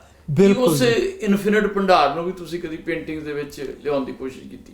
ਸਰ ਜੀ, ਜਿਹੜਾ ਇਨਫਿਨਿਟ ਭੰਡਾਰ ਹੈ ਨਾ, ਜੇ ਧਿਆਨ ਨਾਲ ਮੈਂ ਆਪਣੀ ਤਸਵੀਰ ਨੂੰ ਦੇਖਦਾ ਨਾ, ਤੇ ਮੈਂ ਗੱਲ ਹੀ ਇਨਫਿਨਿਟ ਦੀ ਕਰ ਰਿਹਾ। ਹਾਂਜੀ, ਉਹ ਸਮੁੰਦਰ ਦੀ ਤੁਸੀਂ ਹਮੇਸ਼ਾ, ਜੇ ਸਮੁੰਦਰ ਹੈ ਤੇ ਉਹਦੇ ਨਾਲ ਆਕਾਸ਼ ਹੈ। ਹਾਂਜੀ ਹਾਂਜੀ। ਸਮੁੰਦਰ ਦੀ ਫਿਰ ਵੀ ਲਿਮਿਟੇਸ਼ਨ ਹੈ, ਆਕਾਸ਼ ਦੀ ਅਸੀਂ ਜਿਹੜਾ ਆਕਾਸ਼ ਹੈ, ਉਹਦੀ ਕੋਈ ਜਿਹੜੀ ਸਪੇਸ ਹੈ, ਉਹਦੀ ਕੋਈ ਲਿਮਿਟ ਨਹੀਂ ਹੈ ਨਾ। ਤੇ ਉਸ ਸਪੇਸ ਦੇ ਵਿੱਚ ਹੀ ਕਿ ਕੋਟਾਨ ਜਿਹੜੇ ਬ੍ਰਹਿਮੰਡ ਨੇ, ਉਹਦੇ ਵਿੱਚ ਹੀ ਜਿਹੜੇ ਹੈਗੇ ਆ ਉਹ ਹੈਗੇ ਨੇ ਕੋਟਾਨ ਗੈਲੈਕਸੀਜ਼ ਜਿਹੜੀਆਂ ਹੈਗੀਆਂ, ਜਿਹੜੀਆਂ ਸਾਨੂੰ ਭੌਤਿਕ ਦਿਖਦੀਆਂ ਨੇ, ਹਾਂਜੀ। ਜਿਹੜਾ ਹੁਣ ਸਾਇੰਸ ਕਹਿ ਰਹੀ ਹੈ, ਉਹ ਸਪੇਸ ਦੇ ਵਿੱਚ ਹੈ, ਔਰ ਉਹ ਸਪੇਸ ਜਿਹੜੀ ਹੈ ਸਾਡੇ ਅੰਦਰ ਵੀ ਉਹੀ ਸਪੇਸ ਹੈ। ਠੀਕ ਹੈ ਜੀ। ਔਰ ਮੈਂ ਕੋਸ਼ਿਸ਼ ਕਰਦਾ ਆਪਣੇ ਪੇਂਟਿੰਗ ਦੇ ਵਿੱਚ ਉਹ ਸਪੇਸ ਕ੍ਰੀਏਟ ਕਰਨ ਦੀ, ਹਾਂਜੀ ਹਾਂਜੀ ਅੱਗੇ ਪਿੱਛੇ ਜਿਹੜਾ, ਹਾਂਜੀ। ਔਰ ਉਹ 3D ਕਿਉਂਕਿ ਮੇਰੀ ਕੈਨਵਸ ਦੇ ਉੱਤੇ ਲਿਮਿਟੇਸ਼ਨ ਹੁੰਦੀਆਂ ਨੇ। ਹਾਂਜੀ ਹਾਂਜੀ ਤੇ ਜਿੰਨਾ ਕੁ ਅਸੀਂ 3D ਕਰਕੇ ਜਾਂ ਅੱਗੇ ਪਿੱਛੇ ਕਰਕੇ ਰੰਗਾਂ ਦੇ ਨਾਲ ਗੂੜੇ ਰੰਗ ਲਾ ਕੇ, ਹਾਂਜੀ, ਹੈ ਨਾ, ਲਾਈਟਰ ਕਲਰ ਲਾ ਕੇ, ਜਿਸ ਤਰ੍ਹਾਂ ਹੈ ਨਾ, ਤੁਸੀਂ ਬਰਡਸ ਨੂੰ ਕਈ ਵਾਰੀ ਬਲੈਕ ਪੇਸ਼ ਕਰਦੇ ਆ, ਨਾਲ ਵਾਈਟ ਵੀ ਕਰਦੇ ਆ। ਹਾਂਜੀ, ਉਹ ਕੰਟਰਾਸਟ ਦੇਣ ਦੀ ਕੋਸ਼ਿਸ਼ ਹਾਂਜੀ, ਹੁੰਦੀ ਹੈ ਕਿ ਹਾਂਜੀ, ਉਹ ਜਿਹੜਾ ਅੱਗੇ ਪਿੱਛੇ ਉਹ ਸਪੇਸ ਕ੍ਰੀਏਟ ਹੋ ਸਕੇ। ਹਾਂਜੀ ਹਾਂਜੀ। ਔਰ ਕੋਸ਼ਿਸ਼ ਦੇਖੋ ਮੈਂ ਕਰਦਾ, ਅੱਗੇ ਕਿੱਥੋਂ ਤੱਕ ਕਾਮਯਾਬ ਹੈ ਨਹੀਂ, ਬਹੁਤ ਹੱਦ ਤੱਕ ਤੁਸੀਂ ਕਾਮਯਾਬ ਰਹਿੰਦੇ ਆ, ਮੈਨੂੰ ਨਹੀਂ ਪਤਾ। ਔਰ ਨਹੀਂ, ਬਹੁਤ ਹੱਦ ਤੱਕ ਤੁਸੀਂ ਕਾਮਯਾਬ ਹੋ। ਜੀ। ਔਰ ਵੈਸੇ ਵੀ ਜੋ ਮੈਂ ਸੋਚਦਾ ਨਾ ਜਸਵੰਤ ਜੀ, ਜੀ ਪਤਾ ਨਹੀਂ ਕਿੰਨਾ ਕੁ ਠੀਕ ਹੈ ਕਿ ਨਹੀਂ, ਕੋਈ ਵੀ ਮੀਡੀਅਮ ਹੋਵੇ ਆਰਟ ਦਾ, ਜੀ, ਉਹ ਪੂਰੀ ਤਰ੍ਹਾਂ ਤੁਹਾਡੇ ਮਨ ਦੀ ਤਾਂ ਵਿਆਖਿਆ ਨਹੀਂ ਕਰ ਸਕਦਾ, ਪਰ ਉਹ ਜਿਹੜਾ ਕਾਸਮੋਸ ਆ, ਹਾਂਜੀ, ਤੇ ਉਹਦੀ ਵੀ ਡੈਫੀਨੇਸ਼ਨ ਨਹੀਂ ਦੇ ਸਕਦਾ, ਜਿੱਦਾਂ ਦਾ ਤਾਂ ਉਹ ਅਧੂਰੀ ਹੈ। ਇਹ ਅਧੂਰੀ ਕਿਉਂ ਰਹਿ ਜਾਂਦੀ ਹੈ? ਤੁਸੀਂ ਬਿਲਕੁਲ ਪਹਿਲਾਂ ਇੱਕ ਗੱਲ ਕੀਤੀ ਸੀਗੀ, ਇੱਕ ਬੜੇ ਵੱਡੇ ਦਾਰਸ਼ਨਿਕ ਦਾ ਕੋਟ ਵੀ ਕੀਤਾ ਸੀਗਾ ਕਿ ਆਰਟ ਇਮੀਟੇਸ਼ਨ ਹੈ ਨਾ। ਮੈਂ ਜਦੋਂ ਆਰਟ ਸ਼ਬਦ ਆਉਂਦਾ ਨਾ, ਤੇ ਮੈਂ ਛੋਟੀ ਜਿਹੀ ਗੱਲ ਕਰਦਾ ਹੁੰਦਾ ਕਿ ਇਹ ਆਰਟੀਫਿਸ਼ੀਅਲ ਹੈ, ਆਰਟੀਫਿਸ਼ੈਲਿਟੀ ਹੈ ਇਹਦੇ ਵਿੱਚ, ਰਿਐਲਿਟੀ ਨਹੀਂ ਹੈ। ਠੀਕ ਹੈ ਜੀ। ਹੈ ਨਾ, ਜਦੋਂ ਵੀ ਅਸੀਂ ਆਰਟ ਦੀ ਗੱਲ ਕਰਦੇ ਹਾਂ ਨਾ, ਇਮੀਟੇਸ਼ਨ ਦੀ ਹੀ ਗੱਲ ਕਰਦੇ ਹਾਂ। ਔਰ ਜਿੱਥੋਂ ਤੱਕ ਇਮੀਟੇਸ਼ਨ ਦੀ ਗੱਲ ਹੈ ਨਾ, ਦੇਖੋ ਨਾ, ਇੱਥੋਂ ਤੱਕ ਅਸੀਂ ਆਮ ਗੱਲਾਂ ਦੀ ਗੱਲ ਕਰ ਲਈਏ ਕਿ ਅਸੀਂ ਸ਼ਹਿਦ ਹੈ, ਜਦ ਤੱਕ ਅਸੀਂ ਉਸ ਨੂੰ ਆਪਣੀ ਜੀਭ ਦੇ ਉੱਤੇ ਉਹਦਾ ਕਤਰਾ ਨਹੀਂ ਰੱਖਦੇ, ਅਸੀਂ ਲੱਖ ਸ਼ਹਿਦ ਬਣਾ ਦਈਏ, ਲੱਖ ਮੱਖੀਆਂ ਬਣਾ ਕੇ, ਛੱਤਾ ਬਣਾ ਕੇ ਪੇਂਟ ਕਰ ਲਈਏ, ਲੇਕਿਨ ਉਹ ਪੇਂਟਿੰਗ ਜਿਹੜੀ ਹੈ ਨਾ, ਬੜਾ ਮੁਸ਼ਕਲ ਹੁੰਦਾ ਹੈ ਕਿ ਤੁਹਾਡੀ ਜੀਭ ਦੇ ਉੱਤੇ ਸ਼ਹਿਦ ਦਾ ਇੱਕ ਕਤਰਾ, ਉਹਦਾ ਜਿਹੜਾ ਸਵਾਦ ਹੈ, ਉਹਦੇ ਜਿਹੜੀ ਕੈਮੀਕਲਸ ਨੇ ਤੁਹਾਡੀ ਬਾਡੀ ਨੂੰ ਕਿੱਦਾਂ ਉਹ ਪ੍ਰਭਾਵਿਤ ਕਰਦੇ ਆ, ਰੋਮ ਰੋਮ ਤੁਹਾਡਾ ਜਿਹੜਾ ਕਿੱਦਾਂ ਆਨੰਦਿਤ ਹੁੰਦਾ ਹੈ, ਬੜਾ ਮੁਸ਼ਕਲ ਹੁੰਦਾ ਕੈਨਵਸ ਦੇ ਉੱਤੇ ਉਸ ਆਨੰਦ ਨੂੰ ਮੰਨਣਾ। ਪਰ ਕੋਸ਼ਿਸ਼ ਜਾਰੀ ਹੈ ਜੀ। ਦੇਖੋ, ਮਤਲਬ ਫਾਈਡੈਲਿਟੀ ਟੂ ਐਕਸਪੀਰੀਅੰਸ ਨਹੀਂ ਹੋ ਸਕਦੀ ਆਰਟ ਵਿੱਚ, ਜਿਸ ਤਰ੍ਹਾਂ ਫੇਥਫੁਲਨੈਸ ਟੂ ਯੂਰ ਓਨ ਐਕਸਪੀਰੀਅੰਸ ਜਦ ਤੁਸੀਂ ਹੰਢਾ ਰਹੇ ਹੁੰਦੇ ਆ, ਉਹ ਕਿਸੇ ਵੀ ਆਰਟ ਦੇ ਮੀਡੀਅਮ 'ਚ, ਜਿਹਨਾਂ ਵਿੱਚੋਂ ਇੱਕ ਪੇਂਟਿੰਗ ਵੀ ਹੈਗਾ, ਉਹ ਪੂਰੀ ਤਰ੍ਹਾਂ ਵਿਅਕਤ ਨਹੀਂ ਹੋ ਸਕਦਾ। ਦੇਖੋ ਜੀ, ਅਸੀਂ ਲੱਖ ਬਰੋਸ਼ਰ ਬਣਾ ਕੇ ਇਹ ਕਹਿ ਲਈਏ, ਕਿਤਾਬਾਂ ਲਿਖ ਕੇ ਕਹਿ ਲਈਏ ਕਿ ਮੈਨੂੰ ਘੋੜਸਵਾਰੀ ਆਉਂਦੀ ਹੈ, ਉਹ ਸੇਮ ਗੱਲ ਹੈ ਨਾ, ਲੇਕਿਨ ਜਦ ਤੱਕ ਘੋੜੇ ਤੇ ਬੈਠ ਕੇ ਤੁਸੀਂ ਉਹਦੀ ਸਵਾਰੀ ਨਹੀਂ ਕਰਦੇ ਨਾ, ਤੇ ਘੋੜਸਵਾਰੀ ਤੇ ਹਜ਼ਾਰਾਂ ਕਿਤਾਬਾਂ ਲਿਖੀਆਂ ਜਾ ਸਕਦੀਆਂ, ਹੈ ਨਾ। ਤੈਰਾਕ ਜਿਹੜਾ ਹੈਗਾ, ਉਹ ਇੱਕ ਵੱਡਾ ਐਕਸਪੀਰੀਅੰਸ ਇੱਕ ਕਿਤਾਬ 'ਚ ਲਿਖ ਸਕਦਾ ਕਿ ਉਹ ਜਿਹੜਾ ਹੈਗਾ ਕਿ ਮੈਂ ਇੱਦਾਂ ਕਰਕੇ ਤੈਰ ਸਕਦਾ, ਟੁੱਬੀਆਂ ਮਾਰ ਸਕਦਾ। ਕਿਤਾਬ ਪੜ੍ਹ ਕੇ ਅਸੀਂ ਉਹ ਟੁੱਬੀ ਨਹੀਂ ਮਾਰ ਸਕਦੇ, ਉਹਦੇ ਵਾਸਤੇ ਸਾਨੂੰ ਪਾਣੀ ਵਿੱਚ ਉਤਰਨਾ ਪਏਗਾ। ਬਿਲਕੁਲ ਸਹੀ, ਬਿਲਕੁਲ ਸਹੀ। ਹੁਣ ਆਪਾਂ ਗੱਲ ਕਰ ਲਈਏ ਜੀ ਕਿ ਆਰਟ ਦਾ ਅੱਜ ਕੱਲ੍ਹ ਦੇ ਜ਼ਮਾਨੇ ਦੇ ਵਿੱਚ ਜੀ ਕੀ ਮਤਲਬ, ਇਹਦਾ ਕਿੰਨੀ ਕੁ ਇਹਦੀ ਸਰੋਕਾਰਤਾ ਹੈਗੀ ਆ ਜੀ। ਤੇ ਤੁਸੀਂ ਤਾਂ ਗਲੋਬ ਟ੍ਰੌਟਰ ਰਹੇ, ਤੁਹਾਡੀ ਆਟੋਬਾਇਓਗ੍ਰਾਫੀ ਦੱਸਦੀ ਆ, ਤੁਸੀਂ ਯੂਰਪ ਵੀ ਘੁੰਮਿਆ, ਤੁਸੀਂ ਨਾਰਥ ਅਮਰੀਕਾ ਵਿੱਚ ਵੀ ਰਹੇ ਆ, ਤੁਸੀਂ ਏਸ਼ੀਆ 'ਚ ਵੀ ਰਹੇ ਆ, ਤੁਸੀਂ ਅਫਰੀਕਾ 'ਚ ਵੀ ਰਹੇ ਆ ਜੀ, ਤੇ ਇੰਨੇ ਮਹਾਂਦੀਪਾਂ ਦਾ ਸਫ਼ਰ ਕੀਤਾ ਜੀ। ਤੇ ਉਹਦੇ ਵਿੱਚ ਤੁਸੀਂ ਪੇਂਟਿੰਗ ਦੀ ਤੁਹਾਡੀਆਂ ਬੜੀਆਂ ਐਗਜ਼ੀਬਿਸ਼ਨਸ ਹੋਈਆਂ ਜੀ, ਬੜੇ ਦੇਸ਼ਾਂ 'ਚ ਐਗਜ਼ੀਬਿਸ਼ਨਸ ਹੋਈਆਂ, ਚੰਗੇ ਚੰਗੇ ਜਿਹੜੇ ਪੇਂਟਰ ਆ ਉਹਨਾਂ ਦੇ ਨਾਲ ਤੁਹਾਡੀਆਂ ਐਨ ਜਿਹੜੀਆਂ ਸ਼ੋਲਡਰ ਟੂ ਸ਼ੋਲਡਰ ਐਗਜ਼ੀਬਿਸ਼ਨਸ ਦੇ ਵਿੱਚ ਤੁਹਾਡੀਆਂ ਪੇਂਟਿੰਗ ਸੀ, ਔਰ ਉਹਨਾਂ ਦੀ ਸਰਾਹਨਾ ਵੀ ਬਹੁਤ ਲੋਕਾਂ ਨੇ ਕੀਤੀ ਜੀ। ਤੁਸੀਂ ਕੀ ਮਹਿਸੂਸ ਕਰਦੇ ਆ ਜੀ ਕਿ ਅੱਜ ਕੱਲ ਆਪਣੇ ਦੇਸ਼, ਜਿਹੜਾ ਆਪਣਾ ਇੰਡੀਆ ਦੇਸ਼ ਆ, ਅੱਛਾ, ਉਹਦੇ ਵਿੱਚ ਜ਼ਿਆਦਾ ਪ੍ਰੋਤਸਾਹਨ ਕਰਦੇ ਆ ਆਰਟ ਔਰ ਪੇਂਟਿੰਗ ਨੂੰ ਕਿ ਦੂਸਰੇ ਦੇਸ਼ਾਂ ਵਾਲੇ ਕਰਦੇ ਆ? ਅਗਰ ਦੂਸਰੇ ਦੇਸ਼ਾਂ ਵਾਲੇ ਕਰਦੇ ਆ ਤਾਂ ਉਹ ਕਿਹੜਾ ਮਹਾਂਦੀਪ ਹੈ ਜਿਹਦੇ ਵਿੱਚ ਇਹਦੀ ਜ਼ਿਆਦਾ ਜਿਹੜੀ ਹੈ ਐਨਕਰੇਜਮੈਂਟ ਹੁੰਦੀ ਹੈ? ਸਵਾਲ ਤੁਹਾਡੇ 2-3 ਹੋ ਗਏ, ਇੱਕ ਇੱਕ ਕਰਕੇ ਕੋਸ਼ਿਸ਼ ਕਰਦੇ ਹਾਂ ਜੀ ਉਸ ਨੂੰ।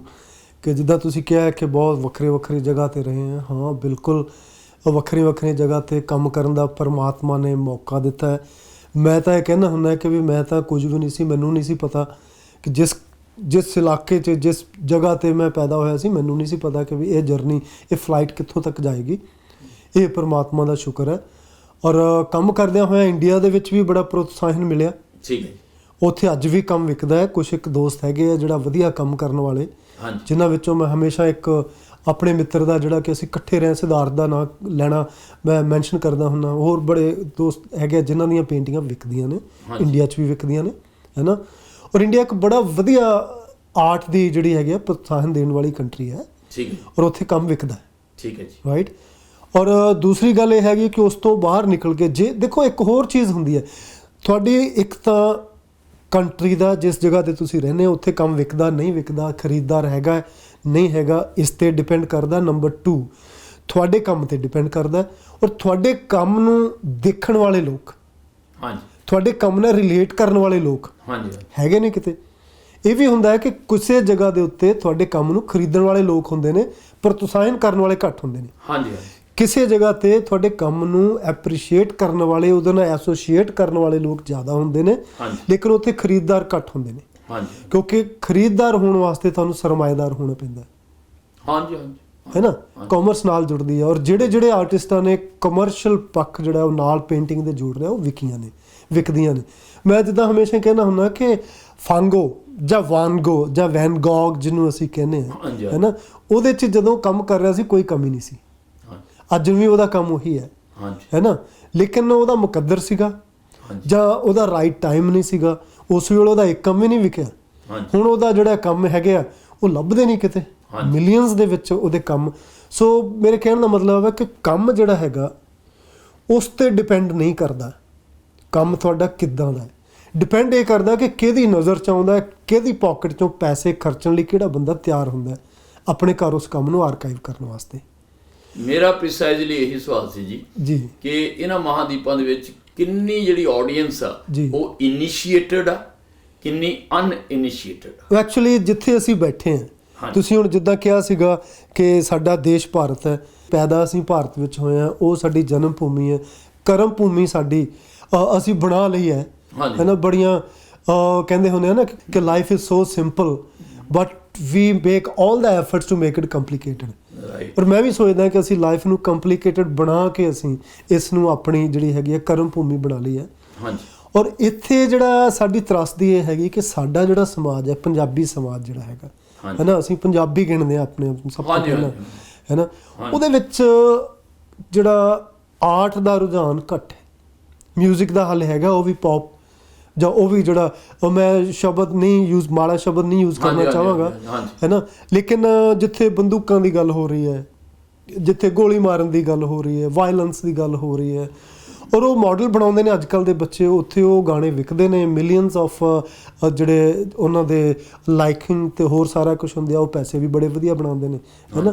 ਲੇਕਿਨ ਜਿੱਥੋਂ ਤੱਕ ਵਿਜ਼ੂਅਲ ਆਰਟ ਦਾ ਸਵਾਲ ਹੈ, ਪੇਂਟਿੰਗ ਦਾ ਸਵਾਲ ਹੈ, ਬਹੁਤ ਥੋੜ੍ਹੇ ਲੋਕ ਬਾਹਰ ਆ ਕੇ ਕਾਮਯਾਬ ਹੋਏ ਨੇ, ਜਿਨ੍ਹਾਂ ਦੇ ਵਿੱਚੋਂ ਇੰਗਲੈਂਡ ਦੇ ਵਿੱਚ ਅਵਤਾਰਜੀਤ ਕਿਸੇ ਲੈਵਲ 'ਤੇ ਕਿਸੇ ਟਾਈਮ ਦੇ ਉੱਤੇ ਕੁਛ ਇੱਕ ਕਾਮਯਾਬ ਹੋ ਸਕਿਆ, ਉਸ ਕਰਕੇ ਉਹਦਾ ਕੰਮ ਇੰਗਲੈਂਡ ਦੇ ਵਿੱਚ ਬੜਾ ਵਿਕਿਆ ਔਰ ਪਬਲਿਕ ਪਲੇਸਿਸ ਦੇ ਉੱਤੇ।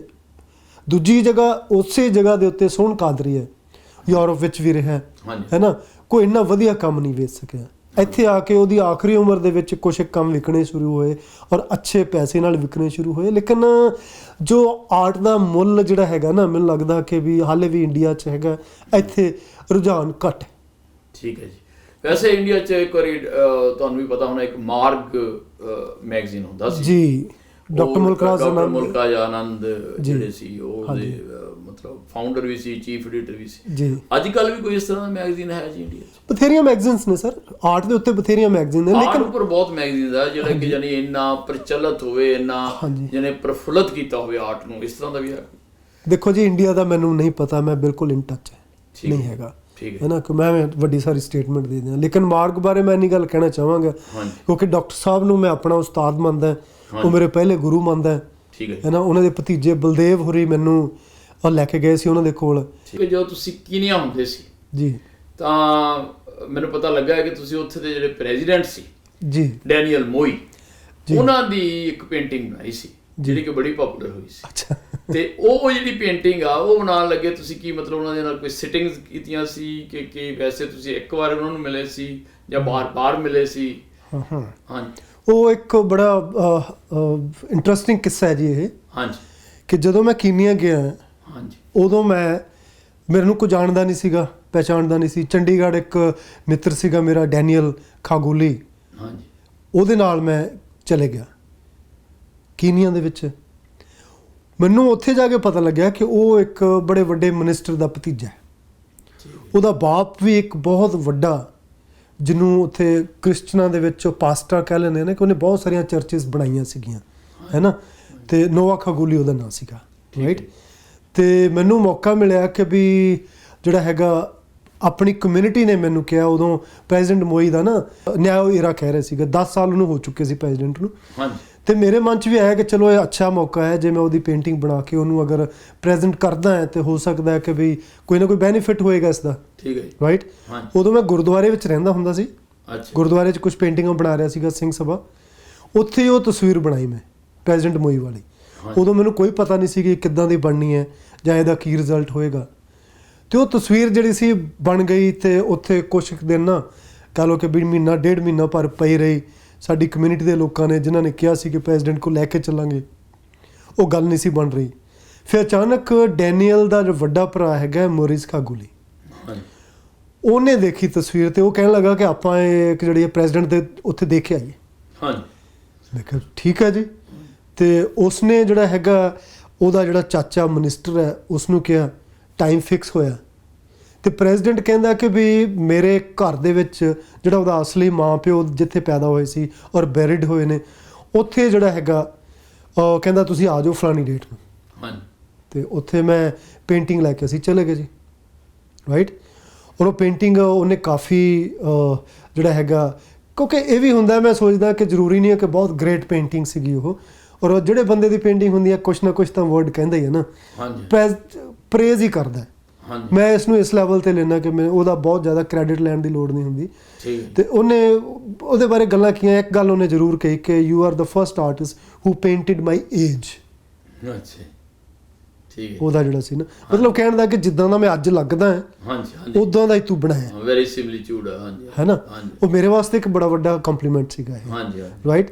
ਲੇਕਿਨ ਉਹ ਕਿਸ ਵੇਲੇ ਕਹਿੰਦਾ ਬਣਾਈ, ਉਹ ਟਾਈ ਦੇ ਬਾਰੇ ਉਹਨੇ ਗੱਲ ਕੀਤੀ ਕਿ ਜਿਹੜੀ ਉਹਦੀ ਟਾਈ ਲੱਗੀ ਆ, ਮੈਂ ਬਣਾਈ ਸੀ ਕੇਨੀਆ ਦਾ ਜਿਹੜਾ ਝੰਡਾ ਹੈ ਨਾ, ਉਹ ਲਾ ਕੇ ਤੇ ਉਹਦੇ ਵਿੱਚ ਸਿੰਬਲ ਜਿਹਾ ਲਾ ਕੇ, ਇਹ ਟਾਈ ਆਪਾਂ ਨੂੰ ਮਜ਼ਦੂਰੀ। ਕਹਿੰਦਾ ਕਿ ਇਹਦੀ ਟਾਈ ਜਿਹੜੀ ਹੈਗੀ ਹੈ ਨਾ, ਇਹ ਮੈਨੂੰ ਚੰਗੀ ਨਹੀਂ ਲੱਗੀ। ਕਹਿੰਦਾ ਪਬਲਿਕ 'ਚ ਹੁੰਦਾ ਤਾਂ ਨਹੀਂ ਕਹਿ ਸਕਦਾ ਵੀ ਕੀਨੀਆ ਦੇ ਝੰਡੇ ਨੂੰ ਕਿੱਦਾਂ ਕਹਿ ਸਕਦਾ, ਲੇਕਿਨ ਉਹ ਕਹਿੰਦਾ ਕਿ ਇਹਨੂੰ ਚੇਂਜ ਕਰ ਸਕਦਾ। ਔਰ ਮੈਂ ਤਿਆਰੀ ਦੇ ਨਾਲ ਗਿਆ ਸੀ, ਤੇ ਮੈਂ ਉਹਨੂੰ ਕਹਿ ਦਿੱਤਾ ਕਿ mister president if you give me sitting I can change it right now. ਅੱਛਾ, ਮੈਂ ਜੀ ਵਿਦਨ 10 ਮਿੰਟਸ ਰੰਗ ਰੁੰਗ ਜੇ ਆਪਣੇ ਖੋਲ੍ਹੇ ਹੈ ਨਾ, ਤੇ ਮੇਰੇ ਕੋਲ ਇੱਕ ਮੌਕਾ ਮਿਲ ਗਿਆ ਇੱਕ ਉਹਨੂੰ ਸਾਹਮਣੇ ਬਿਠਾਉਣ ਦਾ। ਦੇਖਾ ਜੀ ਤੂੰ ਸਿਟ ਓਵਰ ਹੇਅਰ, ਮੈਂ ਆ ਲੁੱਕ ਫॉर ਯੂ। ਜਿਹੜੀ ਤੂੰ ਕੈਨਵਸ ਜਿਹੜੀ ਟਾਈ ਹੁਣ ਲੱਗੀ ਹੋਈ ਹੈ ਉਹੀ ਟਾਈ ਜਿਹੜੀ ਮੈਂ ਬਣਾ ਸਕਦਾ। ਠੀਕ ਹੈ, ਅੱਛਾ। ਔਰ ਉਹ ਜਿਹੜੀ ਹੈਗੀ ਆ ਮੈਨੂੰ ਮੌਕਾ ਮਿਲਿਆ ਉਸ ਦੇ ਸਾਹਮਣੇ ਬੈਠਣ ਦਾ, ਇੰਨੀ ਦੂਰੀ ਤੇ ਹੈ ਨਾ, ਉਹਦੇ ਸਾਹਮਣੇ ਖੜੇ ਹੋਣ ਦਾ। ਈਜ਼ਲ ਨਹੀਂ ਸੀਗਾ ਉੱਥੇ ਮੇਰੇ ਕੋਲ, ਲੇਕਿਨ ਕੋਈ ਜੁਗਾੜ ਕਰਕੇ ਮੈਂ ਪੇਂਟਿੰਗ ਸਾਹਮਣੇ ਰੱਖ ਲਈ ਹੈ ਨਾ। ਵੱਡੀ ਸਾਰੀ ਚੇਅਰ ਸੀ, ਉਹਦੇ ਉੱਤੇ ਰੱਖ ਕੇ ਤੇ ਉਸ ਨੂੰ ਮੈਂ ਰੰਗ ਰੁੰਗ ਜੇ ਆਪਣੇ ਉਹ ਲਗਾ ਕੇ, ਤੇ ਫਿਰ ਮੈਨੂੰ ਮੌਕਾ ਵੀ ਮਿਲਿਆ ਕਿ ਕਿਉਂਕਿ ਉਹ ਇੱਕ ਆਰਟਿਸਟ ਦੇ ਵਿੱਚ ਨਾ ਇੱਕ ਹੁੰਦਾ ਕਿ ਬੰਦੇ ਨੂੰ ਐਡੇ ਵੱਡਾ ਪ੍ਰੈਜ਼ੀਡੈਂਟ ਹੈ ਕਿਸੇ ਕੰਟਰੀ ਦਾ ਹੈ ਨਾ, ਟੱਚ ਕਰਕੇ ਤਾਂ ਦੇਖਿਆ ਜਾਵੇ ਬੰਦੇ ਨੂੰ, ਫੀਲਿੰਗ ਕਿੱਦਾਂ ਦੀ ਹੈ ਉਹਦੀ, ਔਰਾ ਕਿੱਦਾਂ ਦਾ, ਐਨਰਜੀ ਕਿੱਦਾਂ ਦੀ ਹੈ, ਇਹ ਆਰਟਿਸਟ ਦੇ ਅੰਦਰ ਹੋਣਾ ਚਾਹੀਦਾ ਔਰ ਹੁੰਦਾ ਹੈਗਾ ਨਾ। ਤੇ ਉਸ ਤੋਂ ਬਾਅਦ ਮੈਂ ਉਹਦੀ ਟਾਈ ਚੇਂਜ ਕੀਤੀ। ਠੀਕ ਹੈ, ਹਾਂ ਇਹ ਨਹੀਂ ਮਜ਼ਦੂਰੀ ਸਾਨਾ, ਕਹਿੰਦਾ ਹੁਣ ਠੀਕ ਹੋ ਗਈ। ਠੀਕ ਹੈ। ਤੇ ਮੈਨੂੰ ਜਿਹੜਾ ਹੈਗਾ ਉਸੇ ਕਰਕੇ ਉਸਨੇ ਕਹਿ ਲਓ ਕਿ ਵੀ ਸਿਟੀਜ਼ਨਸ਼ਿਪ ਵੀ ਦਿੱਤੀ ਉਸ ਪੇਂਟਿੰਗ ਕਰਕੇ। ਠੀਕ ਹੈ, ਜਿਹੜਾ ਮੈਨੂੰ ਲੇਟਰ ਆਨ ਉਹਦਾ ਫਾਇਦਾ ਹੋਇਆ। ਬਿਲਕੁਲ। ਤੇ ਤੁਹਾਡੀ ਮਿਹਨਤ ਸੀ ਜੀ। ਚਲੋ ਉਹ ਜੋ ਵੀ ਸੀਗਾ ਉਸ ਵੇਲੇ ਜ਼ਰੂਰਤ ਸੀ, ਮੈਂ ਸੋਚਦਾ ਜੀ। ਇੱਕ ਜਸਵੰਤ ਜੀ ਕਿ ਤੁਸੀਂ ਸਫ਼ਰ ਤੈਅ ਕੀਤਾ, ਬੜੀਆਂ ਤੁਸੀਂ ਵਿਸਿਟਿਊਡ ਦੇਖੀਆਂ, ਬੜੇ ਨਸ਼ੇਬੋ ਫਰਾਜ਼ ਦੇਖੇ ਆ ਜੀ ਲਾਈਫ ਦੇ ਜੀ। ਇਹਨਾਂ ਦੌਰਾਨ ਦਾ, ਇਸ ਸਫ਼ਰ ਦੇ ਦੌਰਾਨ ਤੁਹਾਨੂੰ ਕਈ ਤੁਹਾਡੇ ਹਮਸਫ਼ਰ ਰਹੇ ਹੋਣਗੇ, ਉਹਨਾਂ ਵਿੱਚੋਂ ਕੋਈ ਇਸ ਤਰ੍ਹਾਂ ਦੇ ਵੀ ਹੈਗੇ ਜਿਨ੍ਹਾਂ ਨੇ ਤੁਹਾਨੂੰ ਪ੍ਰਭਾਵਿਤ ਕੀਤਾ ਜਾਂ ਨਹੀਂ ਪ੍ਰਭਾਵਿਤ ਕੀਤਾ? ਵੈਲ, ਮੈਂ ਜਿਹੜਾ ਜੇ ਮੈਂ ਐਟੀਟਿਊਡ ਦਿਖਾਉਣਾ ਹੁੰਦਾ ਜਾਂ ਮੈਂ ਕਹਿਣਾ ਹੁੰਦਾ ਤਾਂ ਮੈਂ ਜ਼ਰੂਰ ਕਹਿੰਦਾ ਵੀ ਮੈਂ ਕਿਸੇ ਤੋਂ ਪ੍ਰਭਾਵਿਤ ਨਹੀਂ ਹੁੰਦਾ। ਔਰ ਕਿਸੇ ਹੱਦ ਤੱਕ ਸਹੀ ਵੀ ਹੈ, ਲੇਕਿਨ ਕੌਨਸ਼ੀਅਸਲੀ ਨਹੀਂ, ਸਬਕੌਨਸ਼ੀਅਸ ਦੇ ਵਿੱਚ ਬਹੁਤ ਸਾਰੇ ਲੋਕ ਤੁਹਾਨੂੰ ਪ੍ਰਭਾਵਿਤ ਕਰਦੇ ਆ। ਠੀਕ ਹੈ। ਸਭ ਤੋਂ ਪਹਿਲਾਂ ਮੈਂ ਪ੍ਰਭਾਵਿਤ ਹੋਇਆ ਸੀ ਡਾਕਟਰ ਸਾਹਿਬ ਤੋਂ, ਡਾਕਟਰ ਮੁਲਕ ਆਨੰਦ ਹੋਰਾਂ ਤੋਂ। ਠੀਕ ਹੈ। ਔਰ ਮੈਂ ਸ਼ੁਰੂ ਤੋਂ ਹੀ ਕਿਸੇ ਅੱਖੜ ਤਰ੍ਹਾਂ ਦਾ ਕਹਿ ਲਓ ਕਿ ਮੇਰੇ 'ਚ, ਜਾਂ ਮੈਨੂੰ ਉਦੋਂ ਅਕਲ ਨਹੀਂ ਸੀ, ਬੱਚਾ ਸੀਗਾ, ਉਹ ਕੋਈ ਗੱਲ ਕਰ ਰਹੇ ਸੀ ਤਾਂ ਮੈਂ ਉਹਨਾਂ ਨੂੰ ਜਿਹੜਾ ਹੈਗਾ ਕਿ ਨਹੀਂ ਜੀ ਇਹ ਉਹਦਾ ਕੰਮ ਨਹੀਂ ਹੈ, ਫਲਾਣੇ ਬੰਦੇ ਦਾ ਕੰਮ ਹੈ। ਤੇ ਉਹਦੇ ਵਾਸਤੇ ਬਾਅਦ 'ਚ ਮੈਨੂੰ ਬੇਇੱਜ਼ਤੀ ਵੀ ਮਹਿਸੂਸ ਹੋਈ, ਬਟ ਮਜ਼ਾ ਇਹ ਹੋਇਆ ਕਿ ਉਹਨਾਂ ਨੇ ਐਪਰੀਸ਼ੀਏਟ ਵੀ ਕੀਤਾ ਕਿ ਹੀ ਕੈਨ ਟਾਕ। ਠੀਕ ਹੈ ਕਿ ਗੱਲ ਨੂੰ ਇਦਾਂ ਨਹੀਂ ਹੈ ਬੱਚਾ ਕਿ ਪਕੜਦਾ ਗੱਲ ਨੂੰ, ਹੈ ਨਾ। ਉਹਦੇ ਕਰਕੇ ਉਹਨਾਂ ਨੇ ਮੈਨੂੰ ਕੈਮਰਾ ਵੀ ਆਪਣਾ ਦਿੱਤਾ ਸੀਗਾ। ਅੱਛਾ। ਉਹਨਾਂ ਦੀਆਂ ਰਾਈਟਿੰਗ ਲਈ ਮੈਂ ਬਹੁਤ ਪ੍ਰਭਾਵਿਤ ਹਾਂ। ਕਹਿੰਦਾ ਤੂੰ ਮੇਰੀ ਜਿਹੜੀ ਕਿਤਾਬ ਪੜ੍ਹੀ ਹੈ ਕੋਈ? ਹਾਂਜੀ। ਮੈਂ ਕੋਈ ਨਹੀਂ ਸੀ ਪੜ੍ਹੀ, ਔਰ ਆਮ ਬਲੰਟ ਮੈਂ ਕਿਹਾ ਜੀ ਮੈਂ ਨਹੀਂ ਪੜ੍ਹਿਆ ਕੁਛ ਵੀ। ਹਾਂਜੀ। ਕਿਉਂਕਿ ਉਦੋਂ ਮਹਾਰਾਜਾ ਰਣਜੀਤ ਸਿੰਘ ਹੋਰਾਂ ਦਾ ਮਿਊਜ਼ੀਅਮ ਬਣ ਰਿਹਾ ਸੀ, ਜਿਸ ਕਰਕੇ ਅੰਮ੍ਰਿਤਸਰ ਆਏ ਸੀਗੇ। ਠੀਕ ਹੈ। ਜੋ ਆਪਣੇ ਉਹ ਰਹਿੰਦੇ ਤਾਂ ਕਿਸੇ ਹੋਟਲ 'ਚ, ਲੇਕਿਨ ਹਰ ਰੋਜ਼ ਆਪਣੇ ਹਰ ਦੂਜੇ ਦਿਨ ਆਪਣੇ ਘਰ ਜ਼ਰੂਰ ਆਉਂਦੇ ਸੀਗੇ। ਹਾਂਜੀ। ਉਸ ਘਰ ਦੇ ਵਿੱਚ ਹੀ ਮੇਰੀਆਂ ਕਾਫੀ ਸਾਰੀਆਂ ਮੁਲਾਕਾਤਾਂ ਉਹਨਾਂ ਨਾਲ ਹੋਈਆਂ। ਠੀਕ ਹੈ। ਹਾਂਜੀ। ਉਹਨਾਂ ਨੇ ਤੁਹਾਨੂੰ ਬਹੁਤ ਪ੍ਰਭਾਵਿਤ, ਉਹਨਾਂ ਨੇ ਕਾਫੀ ਪ੍ਰਭਾਵਿਤ ਕੀਤਾ। ਬੜੀਆਂ ਕੁਝ ਚੀਜ਼ਾਂ ਜਿਹੜੀਆਂ ਹੁੰਦੀਆਂ ਨਾ ਬੰਦੇ ਤੋਂ ਜਾਣੇ ਅਣਜਾਣੇ ਸਿੱਖਣ ਨੂੰ ਮਿਲਦੀਆਂ, ਉਹਦੇ ਵਿੱਚ ਮੈਨੂੰ ਕਾਫੀ ਸਾਰੀ ਪ੍ਰਭਾਵਿਤ ਉਹਨਾਂ ਨੇ ਕੀਤਾ। ਦੂਸਰਾ ਇਹ ਹੈਗਾ, ਕਾਲਜ ਵਿੱਚ ਜਾ ਕੇ ਉਹ ਬਹੁਤੇ ਸਾਰੇ ਲੋਕ ਪ੍ਰਭਾਵਿਤ ਕਰਨ ਵਾਲੇ ਨਹੀਂ ਸੀ। ਠੀਕ ਹੈ। ਉੱਥੇ ਇਹ ਵੀ ਸੀਗਾ ਕਿ ਅਸੀਂ ਜਦੋਂ ਪੰਜਾਬ ਤੋਂ, ਪਿੰਡ ਤੋਂ ਕੋਈ ਬੰਦਾ ਜਾਂਦਾ ਹੈ, ਬੱਚਾ ਜਾਂਦਾ ਹੈ, ਤੇ ਉਹਦਾ ਕੰਮ ਕੋਈ ਡਿਫਰੈਂਟ ਹੁੰਦਾ ਹੈ। ਹਾਂਜੀ। ਹੈ ਨਾ। ਉੱਥੇ ਜਾ ਕੇ ਕਾਲਜ ਦੇ ਵਿੱਚ ਇੱਕਦਮ ਹੀ ਕੱਟ ਕਰਦਾ ਕਿ ਨੋ, ਤੂੰ ਨਾ ਮਾਡਰਨ ਆਰਟ ਕਰ, ਤੂੰ ਕ੍ਰੀਏਟਿਵ ਕਰ। ਉਹ ਸਾਨੂੰ ਸਮਝ ਹੀ ਨਹੀਂ ਸੀ ਆ ਰਹੀ ਕਿ ਵੀ ਕ੍ਰੀਏਟਿਵ ਕੀ ਹੁੰਦਾ। ਅਸੀਂ ਬਾਬਾ ਨਾਨਕ ਬਣਾ ਕੇ ਮੌਜ ਵਿੱਚ ਸੀਗੇ, ਅਸੀਂ ਗੁਰੂ ਗੋਬਿੰਦ ਬਣਾ ਕੇ ਮੌਜ ਵਿੱਚ ਸੀਗੇ। ਠੀਕ ਹੈ। ਕ੍ਰੀਏਟਿਵ ਹੋਣਾ ਸਾਡੇ ਲਈ ਬੜਾ ਚੈਲੰਜ ਸੀਗਾ। ਹਾਂਜੀ। ਉਹ ਵੀ ਆਪਣੇ ਲੈਵਲ ਤੇ, ਆਪਣੇ ਐਂਗਲ ਤੋਂ ਵੀ ਬਿਲਕੁਲ, ਟੀਚਰ ਵੀ ਬਿਲਕੁਲ ਠੀਕ ਸੀਗੇ। ਹਾਂਜੀ। ਰਾਈਟ। ਲੇਕਿਨ ਇਹ ਹੈਗਾ ਕਿ ਵੀ ਉੱਥੇ ਜੇ ਪ੍ਰਭਾਵਿਤ ਹੋਇਆ ਥੋੜ੍ਹਾ ਜਿਹਾ ਕੰਮ ਤੋਂ, ਤੇ ਸਾਡੇ ਇੱਕ ਟੀਚਰ ਸੀਗੇ ਰਾਜ, ਹਾਂਜੀ, ਤੇ ਰਾਜ ਜੀ ਤੋਂ ਬੜਾ ਪ੍ਰਭਾਵਿਤ ਹੋਇਆ। ਇਹ ਆਰਟ ਕਾਲਜ ਦੀ ਚੰਡੀਗੜ੍ਹ ਦੀ ਗੱਲ ਕਰ ਰਿਹਾ ਜੀ, ਉਹਨਾਂ ਤੋਂ ਪ੍ਰਭਾਵਿਤ ਹੋਇਆ। ਹਾਂਜੀ। ਫਿਰ ਮੈਨੂੰ ਜਿਹੜਾ ਬਾਅਦ ਵਿੱਚ ਮੌਕੇ ਮਿਲੇ ਨੇ ਯੂਰਪ ਘੁੰਮਣ ਦੇ, ਯੂਰਪ ਦੀਆਂ ਗੈਲਰੀਆਂ ਨੂੰ ਦੇਖਣ ਦੇ, ਤੇ ਫਿਰ ਮੈਨੂੰ ਜਿਹੜਾ ਹੈਗਾ ਕੱਲਾ ਮਾਸਟਰ ਜਿਨ੍ਹਾਂ ਦੀਆਂ ਪੇਂਟਿੰਗ ਬੁੱਕਾਂ 'ਚ ਦੇਖੀਆਂ ਸੀ, ਉਹਨਾਂ ਦੀ ਪੇਂਟਿੰਗ ਦੇ ਕੋਲ ਖੜੇ ਹੋ ਕੇ ਉਹਨਾਂ ਨੂੰ ਮਹਿਸੂਸ ਕਰਨ ਦਾ ਮੌਕਾ ਮਿਲਿਆ। ਤੇ ਬੜੇ ਲੋਕਾਂ ਤੋਂ ਮੈਂ ਪ੍ਰਭਾਵਿਤ ਹੋਇਆ, ਬੜੇ ਪੇਂਟਰਾਂ ਤੋਂ ਪ੍ਰਭਾਵਿਤ ਹੋਇਆ ਕਿ ਯਾਰ ਕਿ ਕਾਗਜ਼ ਦੇ ਉੱਤੇ ਛਪੀ ਹੋਈ ਤਸਵੀਰ ਜਿਹੜੀ, ਇਹਦੇ ਵਿੱਚ ਤਾਂ ਕੁਝ ਹੈ ਹੀ ਨਹੀਂ। ਸਾਹਮਣੇ ਤਸਵੀਰ ਦੇ ਖੜੇ ਹੁੰਦੇ, ਕੱਲਾ ਸਟਰੋਕ ਉਹਨਾਂ ਦਾ ਜਦੋਂ ਦਿਖਦਾ ਹੈ ਨਾ। ਰੈਂਬਰਾਂ ਨੂੰ ਮੈਂ ਜਦੋਂ ਦੇਖਿਆ, ਤੇ ਜਿਹੜੀ ਕਿਸੇ ਵੀ ਬੁੱਕ ਦੇ ਵਿੱਚ ਪ੍ਰਿੰਟ ਰੈਂਬਰਾਂ ਸਮਝ ਹੀ ਨਹੀਂ ਆ ਸਕਦਾ, ਹੈ ਨਾ।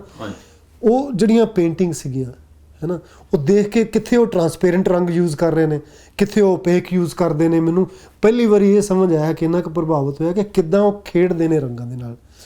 ਮਾਈਕਲ ਐਂਜਲੋ ਦੇ ਜਦੋਂ ਕੰਮ ਦੇਖੇ ਮੈਂ ਇਟਲੀ ਦੇ ਵਿੱਚ, ਜਾਂ ਜਦੋਂ ਮੈਂ ਲਿਓਨਾਰਡੋ ਦੇ ਕੰਮ ਦੇਖੇ, ਉਹ ਜਿਹੜੇ ਉਹ ਲੇਅਰ ਬਾਈ ਲੇਅਰ ਕੰਮ ਕਰਦਾ ਸੀਗਾ ਉਹ ਬੰਦਾ, ਉਹ ਦੇਖ ਕੇ ਮੈਂ ਇੰਨਾ ਕੁ ਪ੍ਰਭਾਵਿਤ ਹੋਇਆ। ਔਰ ਸੌਰੀ, ਅੱਜ ਤੱਕ ਮੈਂ ਉਹ ਜਿਹਾ ਕੰਮ ਕਰ ਨਹੀਂ ਪਾਉਂਦਾ ਜੀ, ਕੋਸ਼ਿਸ਼ ਹੁੰਦੀ ਹੈ ਕਰ ਸਕਾਂ ਜੀ। ਠੀਕ ਹੈ।